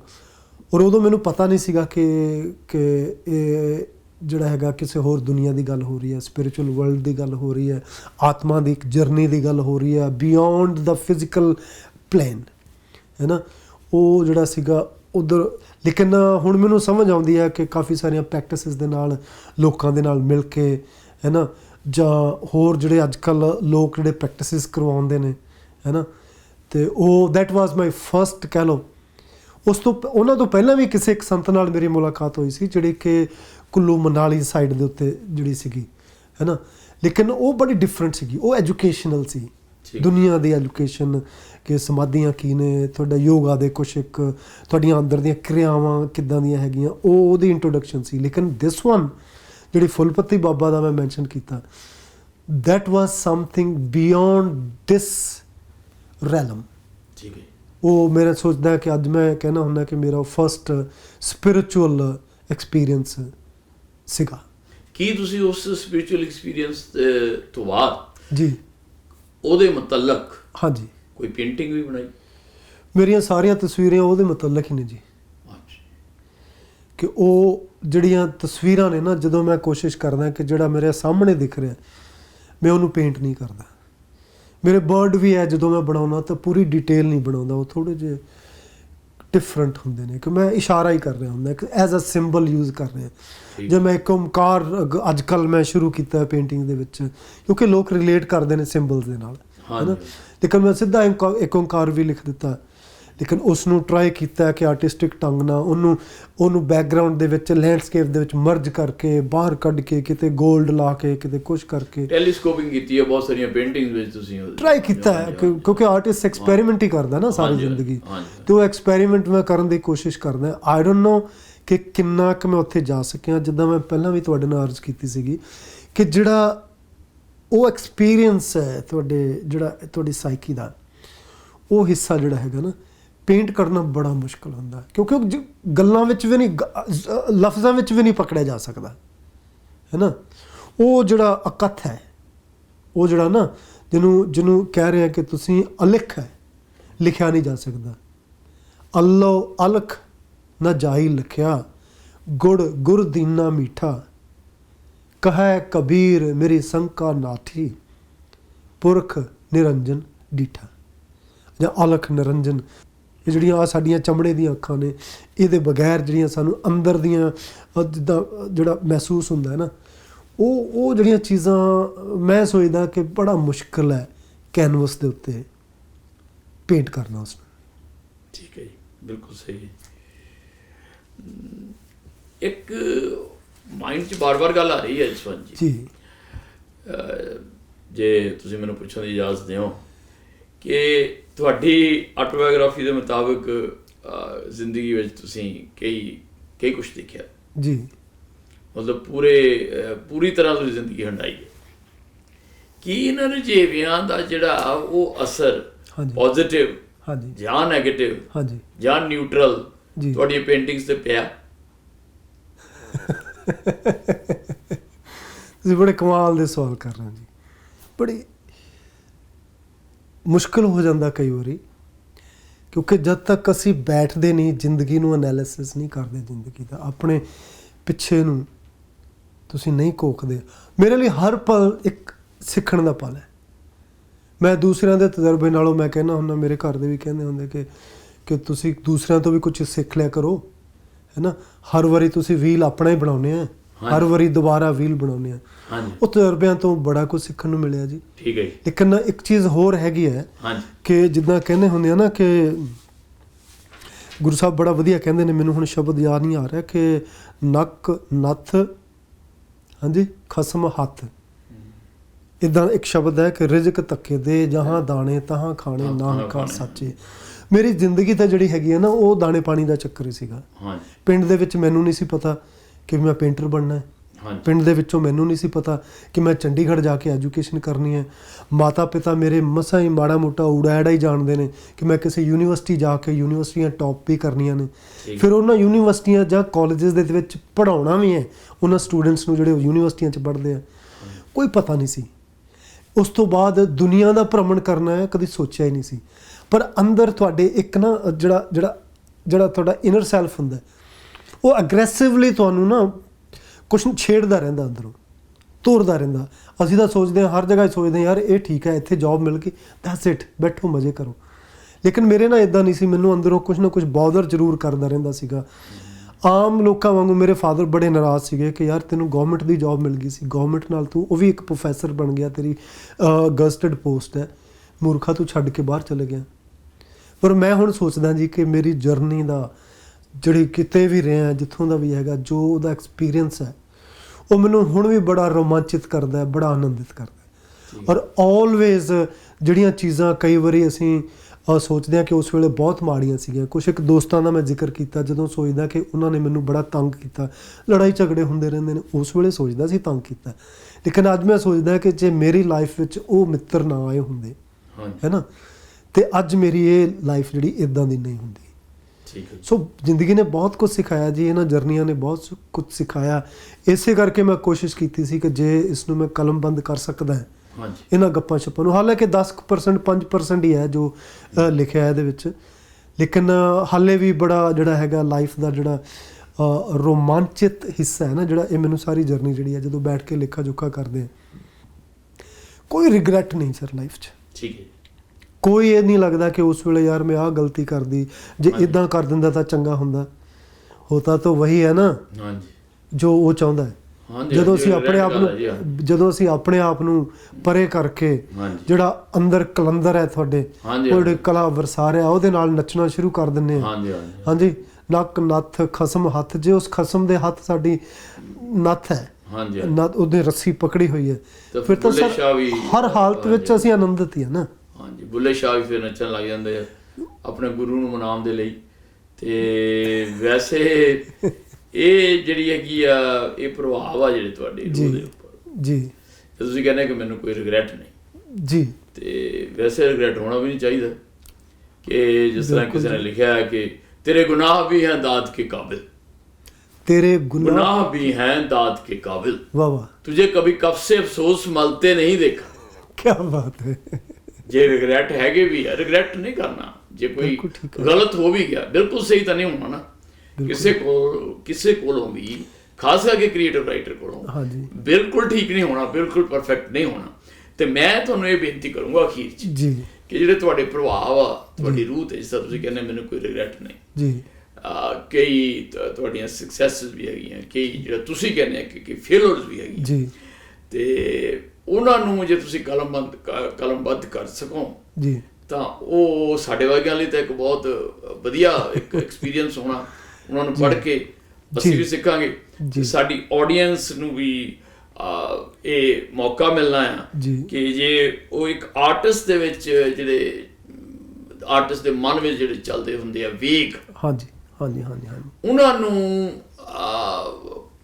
ਪਰਖ ਤਾਂ ਨਹੀਂ ਹੋ ਸਕਦੇ, ਪਰ ਉਹ ਇਸ ਤਰ੍ਹਾਂ ਵੀ ਸੋਚ ਸਕਦੇ ਆ, ਦੇਖ ਸਕਦੇ ਆ ਕਿ ਉਹ ਆਰਟਿਸਟ ਕਿਸ ਤਰੀਕੇ ਨਾਲ ਉਹਨਾਂ ਨੂੰ ਨਿਹਾਰਦਾ ਹੈ ਜੀ, ਔਰ ਕਿਸ ਤਰੀਕੇ ਨਾਲ ਉਹਨਾਂ ਨੂੰ ਸ਼ਿੰਗਾਰਦਾ ਹੈ। ਬਿਲਕੁਲ ਠੀਕ ਹੈ। ਮੈਂ ਤੁਹਾਨੂੰ ਇਹ ਬੇਨਤੀ ਕਰੂੰਗਾ ਕਿ ਤੁਹਾਡੀ ਇਹ ਕਿਤਾਬ ਹੈ ਜਿਹੜੀ, ਇਹਦੇ ਵਿੱਚ ਬਹੁਤ ਹੀ ਵੈਲ ਰਿਟਨ ਬੁੱਕ ਆ ਤੁਹਾਡੀ ਆਟੋਬਾਇਓਗ੍ਰਾਫੀ, ਜਿਹਦੇ ਵਿੱਚ ਤੁਸੀਂ ਸਿਰਫ ਆਪਣੀਆਂ ਰੈਵੀਲੇਸ਼ਨ ਇਹੀ ਨਹੀਂ ਕੀਤੀਆਂ, ਆਪਣੀ ਸਕਸੈਸ ਸਟੋਰੀ ਨਹੀਂ ਹੈਗੀ।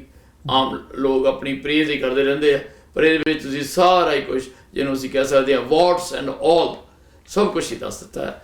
ਔਰ ਇਸ ਤਰ੍ਹਾਂ ਦੀ ਜਿਹੜੀ ਲਿਖਤ ਹੁੰਦੀ ਆ ਜੀ ਉਹ ਲੋਕਾਂ ਦੇ ਮਨ ਨੂੰ ਹਮੇਸ਼ਾ ਟੁੰਬਦੀ ਵੀ ਰਹਿੰਦੀ ਹੈ। ਮੈਂ ਤਾਂ ਜਾਣਦਾ ਜੀ ਗੱਲ ਨੂੰ ਕਿ ਕਿਤੇ ਕਿਤੇ ਮੈਂ ਪ੍ਰੇਜ਼ ਵੀ ਕੀਤੀ ਹੈ, ਕਿਉਂਕਿ ਜਦ ਤੱਕ ਤੁਸੀਂ ਕਹਾਣੀ ਦੇ ਵਿੱਚ ਇੰਟਰਸਟਿੰਗ ਪਾਰਟ ਨਹੀਂ ਲਿਆਉਂਦੇ ਹੈ ਨਾ, ਕਹਾਣੀ ਚੱਲਦੀ ਰਹਿੰਦੀ ਹੈ, ਲੇਕਿਨ ਕਿਤੇ ਨਾ ਕਿਤੇ ਤੁਹਾਨੂੰ ਜੰਪ ਕਰਨਾ ਪੈਂਦਾ ਹੈ। ਕੋਸ਼ਿਸ਼ ਕੀਤੀ ਹੈ ਜੀ। ਕਈ ਵਾਰੀ ਜਦੋਂ ਆਟੋਬਾਇਓਗ੍ਰਾਫੀ ਸਪੈਸ਼ਲੀ ਆਪਾਂ ਲਿਖਦੇ ਹਾਂ ਜੀ, ਅਸੀਂ ਥੋੜਾ ਜਿਹਾ ਡਰ ਜਾਂਦੇ ਹਾਂ, ਅਸੀਂ ਸਹਿਮ ਜਾਂਦੇ ਹਾਂ। ਅਸੀਂ ਕਿਹਦੇ ਕੋਲ ਡਰਦੇ ਹਾਂ? ਆਪਣੇ ਆਪ ਕੋਲੋਂ ਡਰਦੇ ਹਾਂ। ਬਿਲਕੁਲ। ਤੇ ਉਹ ਤੁਸੀਂ ਇਹਦੇ ਵਿੱਚ ਨਹੀਂ ਕੀਤਾ। ਮੇਰਾ ਕਹਿਣ ਦਾ ਮਕਸਦ ਇਹ ਬੜਾ ਕੁਝ ਕੀਤਾ ਹੈ ਜੀ। ਜੇ ਮੇਰੇ ਤੋਂ ਪੁੱਛਦੇ ਆ ਨਾ ਤੇ ਬਹੁਤ ਸਾਰੀਆਂ ਗੱਲਾਂ ਲੁਕੋਈਆਂ ਗਈਆਂ ਨੇ, ਕੌਨਸ਼ੀਅਸਲੀ ਲੁਕੋਈਆਂ ਗਈਆਂ ਨੇ, ਠੀਕ ਹੈ, ਜਿਹੜੀਆਂ ਕਿ ਮੈਂ ਕੋਈ ਜ਼ਰੂਰਤ ਨਹੀਂ ਕਰ ਪਾਇਆ ਜਿਹੜਾ ਕਿ ਉਹਨਾਂ ਨੂੰ ਗੱਲਾਂ ਨੂੰ ਕਰਨ ਦਾ। ਤੁਹਾਡੇ ਨਾਲ ਮੈਂ ਕਨਫੈਸ ਕਰ ਰਿਹਾ। ਹਾਂ, ਇਹ ਜ਼ਰੂਰ ਹੈਗਾ ਕਿ ਬਈ ਸਮਾਜਿਕ ਤੌਰ 'ਤੇ ਅਸੀਂ ਜਿਸ ਸਮਾਜ ਵਿੱਚ ਰਹਿੰਦੇ ਹਾਂ, ਕੁਛ ਇੱਕ ਸਾਡੀਆਂ ਬੰਦਿਸ਼ਾਂ ਹੁੰਦੀਆਂ ਨੇ। ਮੈਂ ਇਹ ਕਹਿਣ ਦੀ ਕੋਸ਼ਿਸ਼ ਕਰ ਰਿਹਾ ਕਿ ਮੈਂ ਜਿਸ ਚੰਡੀਗੜ੍ਹ ਦੇ ਥੀਏਟਰ ਡਿਪਾਰਟਮੈਂਟ ਦੇ ਜਿਹੜੇ ਗੁਰੂ ਸੀਗੇ, ਉਹਨਾਂ ਦਾ ਗਾਰਗੀ ਤਾਂ ਨਹੀਂ ਹੋ ਸਕਦਾ, ਸਮਝਦੇ ਨਾ, ਉਹਨਾਂ ਮਹਾਨ ਨਹੀਂ ਹੋ ਸਕਦਾ। ਮੈਨੂੰ ਇਹ ਨਾਲੇ ਮਹਾਨ ਹੋਣ ਲਈ ਜਾਂ ਕੁਛ ਕਰਨ ਲਈ ਮੈਂ ਤਾਂ ਆਪਣਾ ਆਨੰਦ ਵਿੱਚ ਜਿਹੜਾ ਟੋਟਲ ਜਿਹੜੇ ਮੇਰੇ ਫੇਲੀਅਰ ਸੀਗੇ, ਜਦੋਂ ਤੁਸੀਂ ਪੜ੍ਹਦੇ ਆ ਕੱਲਾ ਕੱਲਾ ਪੜਾਓ, ਕੱਲਾ ਕੱਲਾ ਪਲਾਟ ਜਿਹੜਾ ਹੈਗਾ ਨਾ, ਕੱਲਾ ਕੱਲਾ ਚੈਪਟਰ ਜਿਹੜਾ ਹੈਗਾ, ਬੇਸਿਕਲੀ ਮੇਰੇ this is a story of my failures which gave me success। Right ਜੀ। ਇੱਕ ਜਗ੍ਹਾ ਤਾਂ ਵੈਸੇ ਮੈਨੂੰ ਵੀ ਮਹਿਸੂਸ ਹੋਇਆ ਸੀ, ਹੁਣ ਤੁਸੀਂ ਕਹਿੰਦੇ ਆ ਤਾਂ ਮੈਂ ਵੀ ਕਹਿ ਹੀ ਦਿੰਦਾ ਜੀ, ਕਿ ਜਦੋਂ ਤੁਹਾਡੀ ਉਹ ਮੈਰਿਜ ਦੇ ਪ੍ਰਪੋਜ਼ਲ ਦੀ ਗੱਲ ਚੱਲਦੀ ਹੈ ਨਾ ਜੀ, ਉਦੋਂ ਤੁਸੀਂ ਜੇ ਥੋੜਾ ਜਿਹਾ ਹੋਰ ਵਿਸਥਾਰ ਨਾਲ ਲਿਖਦੇ ਜੀ ਤਾਂ ਸ਼ਾਇਦ ਇਸ ਤਰ੍ਹਾਂ ਨਾ ਲੱਗਦਾ ਕਿ ਕੋਈ ਚੀਜ਼ ਨੂੰ ਤੁਸੀਂ ਛੁਪਾ ਰਹੇ। ਨਹੀਂ, ਉੱਥੇ ਉਹ ਛੁਪਾਉਣ ਵਾਲੀ ਗੱਲ ਨਹੀਂ ਸੀ। ਮੈਂ ਸੋਚਦਾ ਕਿ ਕੁਛ ਇੱਕ ਜੀਵਨ ਦੇ ਜਿਹੜੇ ਨਾ ਜਿਹੜੇ ਤੁਹਾਡੇ ਪਰਸਨਲ ਚੀਜ਼ਾਂ ਹੁੰਦੀਆਂ ਹੈ ਨਾ, ਕਿਉਂਕਿ ਮੈਂ ਇਹਦੇ 'ਚ ਧਰਮ ਦੀ ਕੋਈ ਗੱਲ ਨਹੀਂ ਕੀਤੀ, ਜ਼ਿਆਦਾ ਗੱਲ ਨਹੀਂ ਕੀਤੀ ਹੈ ਨਾ, ਕਿਉਂਕਿ ਧਰਮ ਬੜਾ ਪਰਸਨਲ ਚੀਜ਼ ਹੈ। ਜਿਹੜੀ ਤੁਹਾਡੀ ਮੈਰਿਡ ਲਾਈਫ ਹੈ, ਮੈਂ ਇਹਦੇ ਵਿੱਚ ਇਹ ਕੋਸ਼ਿਸ਼ ਕੀਤੀ ਹੈ ਕਿ ਵੀ ਉਹ ਡਰਾਮਾ ਜਿਹੜਾ ਹੈ, ਉਹ ਲਾਈਫ ਜਿਹੜੀ ਹੈ, ਉਹ ਰੋਮਾਂਸ ਜਿਹੜਾ ਹੈ, ਰੋਮਾਂਚਿਤ ਕਹਾਣੀਆਂ ਇਹਦੇ ਵਿੱਚ ਨਾ ਕਰਕੇ, ਇਹਦੇ ਵਿੱਚ ਐਡ ਨਾ ਕਰਕੇ, ਜਿਹੜੀ ਮੇਰੀ ਸਟਰਗਲ ਹੈ ਉਹਦੀ ਕੋਸ਼ਿਸ਼ ਕੀਤੀ ਹੈ ਕਿ ਉਹ ਸਟਰਗਲ ਪਤਾ ਲੱਗ ਸਕੇ ਕਿ ਇੱਕ ਆਰਟਿਸਟ ਦੀ ਜਿਹੜੀ ਸਟਰਗਲ ਕੀ ਹੁੰਦੀ ਹੈ, ਉਹਦੇ ਇਰਦ ਗਿਰਦ ਹੀ ਮੈਂ ਜਿਹੜੀ ਕਹਾਣੀ ਹੈ, ਜੋ ਐਕਸਪੀਰੀਅੰਸਿਸ ਨੇ, ਉਹ ਲਿਖਣ ਦੀ ਕੋਸ਼ਿਸ਼ ਕੀਤੀ ਹੈ। ਠੀਕ ਹੈ ਜੀ। ਵੈਸੇ ਚੰਗਾ ਇਹ ਵੀ ਹੁੰਦਾ, ਜ਼ਿਆਦਾ ਚੰਗਾ ਹੁੰਦਾ ਅਗਰ ਤੁਸੀਂ ਪ੍ਰੀ ਮੈਰਿਜ ਜਿਹੜੇ ਤੁਹਾਡੇ ਐਕਸਪੀਰੀਅੰਸ ਹੈਗੇ, ਅੱਛਾ, ਤੇ ਕਿਉਂਕਿ ਉਹ ਵੀ ਜਿਹੜੇ ਇੱਕ ਪੇਂਟਰ ਨੂੰ, ਇੱਕ ਰਾਈਟਰ ਨੂੰ, ਇੱਕ ਆਰਟਿਸਟ ਨੂੰ ਜੀ ਬਹੁਤ ਹੀ ਜ਼ਿਆਦਾ ਇਨਫਲੂਐਂਸ ਕਰਦੇ ਆ ਬਹੁਤ ਵਾਰੀ। ਬਿਲਕੁਲ ਠੀਕ ਹੈ। ਤੇ ਉਹ ਅਗਰ ਤੁਸੀਂ ਉਹਨਾਂ ਦਾ ਜ਼ਿਕਰ ਵੀ ਕਰ ਦਿੰਦੇ, ਉਹ ਵੀ ਇੱਕ ਸਟਰਗਲ ਦਾ ਹਿੱਸਾ ਹੀ ਹੋਣਾ ਸੀ। ਥੈਂਕਸ ਟੂ ਡਾਕਟਰ ਮੁਲਕ ਰਾਜ ਆਨੰਦ, ਜਿਨ੍ਹਾਂ ਨੇ ਆਪਣੀ ਰਾਈਟਿੰਗ ਦੇ ਵਿੱਚ, ਤੁਸੀਂ ਉਹਨਾਂ ਦੇ ਸ਼ਿਸ਼ ਹੋ, ਬੜੇ ਨੇੜੇ ਹੋ, ਅਸੀਂ ਦੋਨੋਂ ਇਸ ਤਰ੍ਹਾਂ ਇਸ ਲੈਵਲ 'ਤੇ ਗੁਰੂ ਭਾਈ ਹੈ ਨਾ, ਕਿ ਉਹਨਾਂ ਤੋਂ ਮੈਂ ਇੱਕ ਚੀਜ਼ ਜਿਹੜਾ ਰੀਅਲਿਜ਼ਮ ਹੈ ਨਾ, ਉਹ ਸਿੱਖਿਆ ਸੀ। ਬਿਲੀਵ ਕਰਨਾ, ਮੇਰੇ ਵਾਸਤੇ ਬਚਪਨ ਤੋਂ ਹੀ ਜਾਂ ਕਾਲਜ ਦੇ ਵਿੱਚ ਹੀ, ਜਿਹਨੂੰ ਅਸੀਂ ਗਹਿਨ ਪ੍ਰੇਮ ਕਹਿੰਦੇ ਹਾਂ ਨਾ, ਕਿ ਉਹ ਪ੍ਰੇਮ 'ਚ ਪੈ ਜਾਂਦਾ ਕੋਈ ਬੰਦਾ ਅਤੇ ਉਹਦੇ ਪ੍ਰੇਮ 'ਚ ਇੱਦਾਂ ਕੁਛ ਹੋ ਜਾਂਦਾ। I was very much conscious about that. ਤੁਹਾਡੇ ਨਾਲ ਮੈਂ ਇੱਕ ਗੱਲ ਸ਼ੇਅਰ ਕਰਦਾ। ਕਾਲਜ ਦੇ ਵਿੱਚ ਪੜ੍ਹਦਾ ਸੀਗਾ ਅਤੇ ਉਹਨਾਂ ਦਿਨਾਂ 'ਚ ਮੈਂ ਸਾਰੀ ਰਾਤ ਕੰਮ ਕਰਦਾ ਹੁੰਦਾ ਸੀ, ਕਿਸੇ ਪੇਂਟਰ ਨਾਲ ਕੰਮ ਕਰਨਾ ਜਾਂ ਕਿਤਾਬਾਂ ਇਲਸਟ੍ਰੇਟ ਕਰ ਰਿਹਾ ਜਾਂ ਕੁਛ ਕਰ ਰਿਹਾ ਸੀਗਾ ਹੈ ਨਾ, ਅਤੇ ਦਿਨ ਨੂੰ ਮੈਂ ਕਾਲਜ ਅਟੈਂਡ ਕਰਦਾ ਸੀਗਾ। ਕੁੜੀਆਂ ਮੁੰਡੇ ਅਸੀਂ ਇਕੱਠੇ ਪੜ੍ਹਦੇ ਹੁੰਦੇ ਸੀ। ਇਹ ਨਹੀਂ ਹੁੰਦਾ ਕਿ ਜਦੋਂ ਤੁਸੀਂ ਪੜ੍ਹਦੇ ਆ ਕਿਸੇ ਨਾਲ ਤੁਹਾਡੀ ਅਫੈਕਸ਼ਨ ਨਹੀਂ ਹੁੰਦੀ ਜਾਂ ਕੋਈ ਤੁਹਾਨੂੰ ਚੰਗਾ ਨਹੀਂ ਲੱਗਦਾ, ਉਹ ਜਿਹੜਾ ਤੁਹਾਡਾ ਪੱਖ ਹੁੰਦਾ ਨਾ, ਹਮੇਸ਼ਾ ਹੀ ਹੁੰਦਾ, ਅੰਦਰ ਚੱਲਦਾ ਹੁੰਦਾ, ਤੁਹਾਡੇ ਬਹੁਤ ਕੁਝ ਚੱਲਦਾ ਹੁੰਦਾ। ਲੇਕਿਨ ਅਚਾਨਕ ਇੱਕ ਲੜਕੀ, ਆਪਾਂ ਇਕੱਠੇ ਬੈਠੇ ਕੈਂਟੀਨ 'ਚ ਗੱਪਾਂ ਛੱਪਾਂ ਕਰ ਰਹੇ ਸੀ, ਅਤੇ ਇੱਕ ਕੁੜੀ ਕਹਿੰਦੀ ਹੈ ਕਿ ਵੀ ਐਸੇ ਬੰਦੇ ਨਾਲ ਜਿਹਦੀ 1000-1200 ਰੁਪਈਆ ਤਨਖਾਹ ਹੋਵੇ, ਉਹਦੇ ਨਾਲ ਤਾਂ ਵਿਆਹ ਨਹੀਂ ਕਰਾਉਣਾ ਚਾਹੀਦਾ। ਉਹ ਮੇਰੀ ਸਾਈਕੀ ਦੇ ਉੱਤੇ ਐਡਾ ਵੱਡਾ ਉਹਨੇ ਹਿੱਟ ਕੀਤਾ ਹੈ ਨਾ। ਮੈਂ ਕਿਹਾ ਯਾਰ, ਅਸੀਂ ਕਈ ਵਾਰੀ ਬੜਾ ਕੁਛ ਤਾਣਾ ਬਾਣਾ ਬੁਣ ਰਹੇ ਹੁੰਦੇ ਹਾਂ ਕਿਸੇ ਲੜਕੀ ਬਾਰੇ, ਬਥੇਰੇ ਮੁੰਡੇ ਕਰਦੇ ਹੁੰਦਾ, ਇਹ ਨੈਚੁਰਲ ਹੈ ਨਾ। ਲੇਕਿਨ ਇੱਕ ਔਰਤ ਦੀ ਜਿਹੜੀ ਸੋਚ ਹੁੰਦੀ ਹੈ ਨਾ, ਉਹ ਬੜੀ ਪ੍ਰੈਕਟੀਕਲ ਹੁੰਦੀ ਹੈ ਇਸ ਮਾਮਲੇ ਵਿੱਚ, ਕਿ ਯਾਰ ਇਹਦੀ ਔਰ 1000-1200, ਔਰ ਸਾਡੇ ਨਾਲ ਆਲੇ ਦੁਆਲੇ ਜਿੰਨੇ ਵੀ ਸੀਗੇ ਮੁੰਡੇ 1000-1200 ਕੇ ਅਸੀਂ 500-600 ਰੁਪਏ ਨਹੀਂ ਸੀ ਕਮਾਉਂਦੇ। ਠੀਕ ਹੈ। ਅਤੇ ਉਦੋਂ ਤੋਂ ਕੌਨਸ਼ੀਅਸ ਹੋ ਗਿਆ ਕਿ ਯਾਰ ਇਹ ਜਿਹੜਾ ਪ੍ਰੇਮ ਔਰ ਜਿਹੜਾ ਹੈ, ਇਹਨੂੰ ਥੋੜ੍ਹਾ ਜਿਹਾ ਨਾ ਝੱਲਿਆਂ ਵਾਂਗੂ ਨਹੀਂ, ਪ੍ਰੈਕਟੀਕਲੀ। ਹਾਂਜੀ। ਇੱਕ ਚੀਜ਼ ਹੋਰ ਹੁੰਦੀ ਆ, ਜਿਹੜਾ ਮੇਰੇ ਇੱਕ ਬੜੇ ਅੱਛੇ ਮਿੱਤਰ ਨੇ, ਉਹਨਾਂ ਨੇ ਇੱਕ ਸ਼ਬਦ ਯੂਜ਼ ਕਰਦੇ ਹੁੰਦੇ ਨੇ, ਉਹ ਸ਼ਬਦ ਯੂਜ਼ ਕਰਨੇ ਗਧਾ 25ਸੀ। ਗਧਾ ਜਦੋਂ ਬੰਦਾ 24-25 ਸਾਲ ਦੀ 22 ਸਾਲ ਦੀ ਉਮਰ 'ਚ ਹੁੰਦਾ ਨਾ, ਅਤੇ ਉਹ ਇੱਥੋਂ ਗਧਾ ਹੀ ਹੁੰਦਾ। ਉਹਨੂੰ ਕੋਈ ਵੀ ਲੜਕੀ ਚੰਗੀ ਲੱਗਦੀ ਹੈ, ਜੋ ਮਰਜ਼ੀ ਹੋ ਜੋ, ਉਸ ਵੇਲੇ ਕਿ ਉਹ ਜਾਨ ਦੇਣ ਲਈ ਤਿਆਰ ਹੁੰਦਾ। ਲੇਕਿਨ ਜਦੋਂ ਅਸੀਂ ਥੋੜ੍ਹੇ ਜਿਹੇ ਕੌਨਸ਼ੀਅਸ ਹੁੰਦੇ ਹਾਂ, ਜੀਵਨ ਪ੍ਰਤੀ ਕੌਨਸ਼ੀਅਸ ਹੋ ਜਾਂਦੇ, ਲਾਈਫ ਪ੍ਰਤੀ ਕੌਨਸ਼ੀਅਸ ਹੋ ਜਾਂਦੇ। ਇਹ ਚੰਗਾ ਪੱਖ ਵੀ ਆ, ਮਾੜਾ ਵੀ ਹੋ ਸਕਦਾ ਹੈ, ਹੈ ਨਾ। ਤੇ ਉਦੋਂ ਮੈਨੂੰ ਲੱਗਦਾ ਮੇਰੇ ਨਾਲ ਇਹ ਮੇਰਾ ਜਿਹੜਾ ਇਹ ਪੱਖ ਸੀ ਬੜਾ ਹਾਵੀ ਰਿਹਾ ਸੀ। ਮੈਨੂੰ ਜੀਵਨ ਦਾ ਥੋੜ੍ਹਾ ਜਿਹਾ ਪ੍ਰੈਕਟੀਕਲ ਜਿਹੜਾ ਸੀਗਾ ਰੁੱਖ, ਜਿਹੜਾ ਉਹ ਆਸਪੈਕਟ ਹੈ, ਉਹਦੇ ਬਾਰੇ ਥੋੜ੍ਹੀ ਜਿਹੀ ਅੰਦਰੋਂ ਉਹ ਜਿਹੜੀ ਹੈਗੀ ਹੈ, ਜਿਹੜੀ ਉਹ ਸੋਚ ਸੀ, ਉਹ ਥੋੜ੍ਹਾ ਜਿਹਾ ਹਾਵੀ ਰਹੀ ਮੇਰੇ ਦੇ ਉੱਤੇ। ਇਸ ਕਰਕੇ ਜਿਹੜਾ ਹੈਗਾ ਉਹ ਪ੍ਰਸੰਗ ਜਿਹੜੇ ਹੁੰਦੇ ਨੇ ਉਹ ਮੈਂ ਨਹੀਂ ਦਰਜ ਕਰ ਸਕਿਆ ਜਾਂ ਲਿਖ ਸਕਿਆ, ਜਾਂ ਉਹ ਆਈ ਵਾਸ ਵੈਰੀ ਮੱਚ ਉਹਦੇ ਬਾਰੇ 'ਚ ਮੈਨੂੰ ਬਹੁਤ ਜ਼ਿਆਦਾ ਕੌਨਸ਼ੀਅਸ ਸੀਗਾ ਉਸ ਮਾਮਲੇ 'ਚ। ਠੀਕ ਹੈ ਜੀ, ਉਹ ਮੈਂ ਜੋ ਪੜ੍ਹਨ ਤੋਂ ਬਾਅਦ ਮਹਿਸੂਸ ਕੀਤਾ ਜੀ। ਤੇ ਵੈਸੇ ਵੀ ਤੁਹਾਡੀ ਗੱਲ ਵੀ ਸਹੀ ਹੈ ਜੀ। ਵੈਸੇ ਜਿੱਦਾਂ ਕਹਿੰਦੇ ਹੁੰਦੇ, ਇੱਕ ਗਾਣਾ ਵੀ ਹੈਗਾ, किताबों में छपते हैं चाहत के किस्से, हकीकत की दुनिया में चाहत नहीं है। ਹਕੀਕਤ की दुनिया में ਚਾਹਤ ਨਹੀਂ। ਮੈਂ ਅੱਜ ਕੱਲ੍ਹ ਕੁਝ ਚੀਜ਼ਾਂ ਗੁਣਗੁਣਾਉਣਾ ਹੁੰਦਾ ਕਿ ਉਹ ਨੈਗੇਟਿਵ ਪੱਖ ਨਹੀਂ ਹੈਗਾ। ਮੈਨੂੰ ਇਹ ਗਾਣਾ ਬੜਾ ਵਧੀਆ ਲੱਗਦਾ ਹੈ। ਹਾਂਜੀ ਕਿਹੜਾ ਜੀ? ਉਪਕਾਰ ਫਿਲਮ ਦਾ ਇੱਕ ਗਾਣਾ ਹੈ, ਪ੍ਰਾਣ ਦੇ ਉੱਤੇ ਉਹ ਕੀਤਾ ਗਿਆ ਸੀਗਾ, ਫਿਲਮਾਇਆ ਗਿਆ ਸੀਗਾ, ਮਨੋਜ ਕੁਮਾਰ ਦੀ ਮੂਵੀ ਸੀ। ਹਾਂਜੀ। ਕਸਮੇ ਵਾਦੇ ਪਿਆਰ ਵਫਾ ਸਭ बातें हैं बातों का क्या, कोई किसी का नहीं ये झूठे नाते हैं नातों का क्या,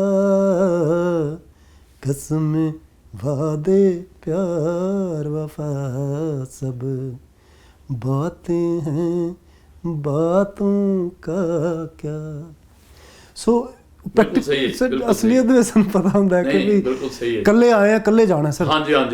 ਇਹ ਐਸੋਸੀਏਸ਼ਨ ਹੈਗੀ ਹੈ ਨਾਲ, ਜਿਹੜਾ ਜੋ ਡਿਊਟੀ ਹੈ, ਇਹ ਸੰਸਾਰ ਦਾ ਜਿਹੜਾ ਡਰਾਮਾ ਹੈਗਾ, ਇਹਦੇ ਵਿੱਚ ਸਾਡੇ ਜਿਹੜੇ ਕਹਿ ਲਓ ਕਿ ਕਰੈਕਟਰਸ ਹੈਗੇ, ਉਹਨਾਂ ਦੇ ਨਾਲ ਖੇਡੋ, ਉਹਨਾਂ ਦੇ ਨਾਲ ਡਰਾਮਾ ਇਹ ਪਲੇ ਕਰੋ। ਲੇਕਿਨ ਤੁਹਾਡੀ ਐਂਟਰੀ ਇਕੱਲਿਆਂ ਦੀ ਹੋਈ ਹੈ, ਜਾਣਾ ਤੁਸੀਂ ਇਕੱਲਿਆਂ ਨੇ। ਜੇ ਇਹ ਤੁਹਾਨੂੰ ਇਸ ਬਾਰੇ ਅਵੇਅਰ ਹੈਗੇ ਆ, ਤੇ ਫਿਰ ਮੇਰਾ ਕਿਆ ਤੇਰਾ ਕਿਆ। ਹਾਂਜੀ, ਜਿਸ ਤਰ੍ਹਾਂ ਗੁਰੂ ਸਾਹਿਬ ਨੇ ਵੀ ਲਿਖਿਆ ਹੈ ਕਿ ਅੰਜਨ ਮਾਹੇ ਨਿਰੰਜਨ ਰਹੀ ਹੈ। ਹਾਂਜੀ, ਇਹ ਗੱਲ ਤੁਹਾਡੀ ਬਿਲਕੁਲ ਸਹੀ ਹੈ ਜੀ ਜਸਵੰਤ ਜੀ। ਕਿ ਮੈਂ ਆਖਰ ਵਿੱਚ ਤੁਹਾਡਾ ਬਹੁਤ ਸ਼ੁਕਰਗੁਜ਼ਾਰ ਕਿ ਤੁਸੀਂ ਸਮਾਂ ਦਿੱਤਾ ਔਰ ਪ੍ਰੋਗਰਾਮ ਨੂੰ ਤੁਸੀਂ ਸ਼ਿੰਗਾਰ ਦਿੱਤਾ ਹੈ ਆਪਣੀਆਂ ਪੇਂਟਿੰਗਸ ਦੇ ਨਾਲ, ਆਪਣੇ ਮਿਊਜ਼ਿਕ ਦੇ ਨਾਲ, ਔਰ ਪਰਟੀਕੁਲਰਲੀ ਤੁਹਾਡੇ ਥਾਟ ਪ੍ਰੋਸੈਸ ਦੇ ਨਾਲ। ਤੁਹਾਡਾ ਬਹੁਤ ਬਹੁਤ ਧੰਨਵਾਦ ਰਾਜੇਸ਼ ਜੀ। ਤੁਹਾਡੀਆਂ ਬਹੁਤ ਸਾਰੀਆਂ ਇੰਟਰਵਿਊ ਮੈਂ ਦੇਖੀਆਂ, ਤੁਸੀਂ ਬੜੀ ਕਮਾਲ ਦੀ, ਬੜੀ ਵੱਖਰੀ ਗੱਲ ਕਰਦੇ ਆ, ਇਸ ਲਈ ਮੈਂ ਤੁਹਾਡਾ ਬਹੁਤ ਸ਼ੁਕਰਗੁਜ਼ਾਰ ਹਾਂ ਕਿ ਤੁਸੀਂ ਮੈਨੂੰ ਮੌਕਾ ਦਿੱਤਾ ਹੈ ਆਪਣੇ ਪ੍ਰੋਗਰਾਮ ਦੇ ਵਿੱਚ ਸ਼ਾਮਿਲ ਹੋਣ ਦਾ। ਤੇ ਤੁਹਾਡਾ ਬਹੁਤ ਬਹੁਤ ਧੰਨਵਾਦ ਜੀ। ਤੁਸੀਂ ਜਿਹੜਾ ਹੈਗਾ ਇੱਕ ਨਿਮਾਣੇ ਬੰਦੇ ਨੂੰ ਮਾਣ ਬਖਸ਼ਿਆ ਜੀ। ਨਹੀਂ, ਇਹ ਤੁਹਾਡੀ ਹਲੀਮੀ ਹੈ, ਇਹ ਤੁਹਾਡਾ ਬੜੱਪਨ। ਥੈਂਕ ਯੂ ਵੈਰੀ ਮਚ ਜੀ ਸਵੰਤ ਜੀ। ਥੈਂਕ ਯੂ ਜੀ।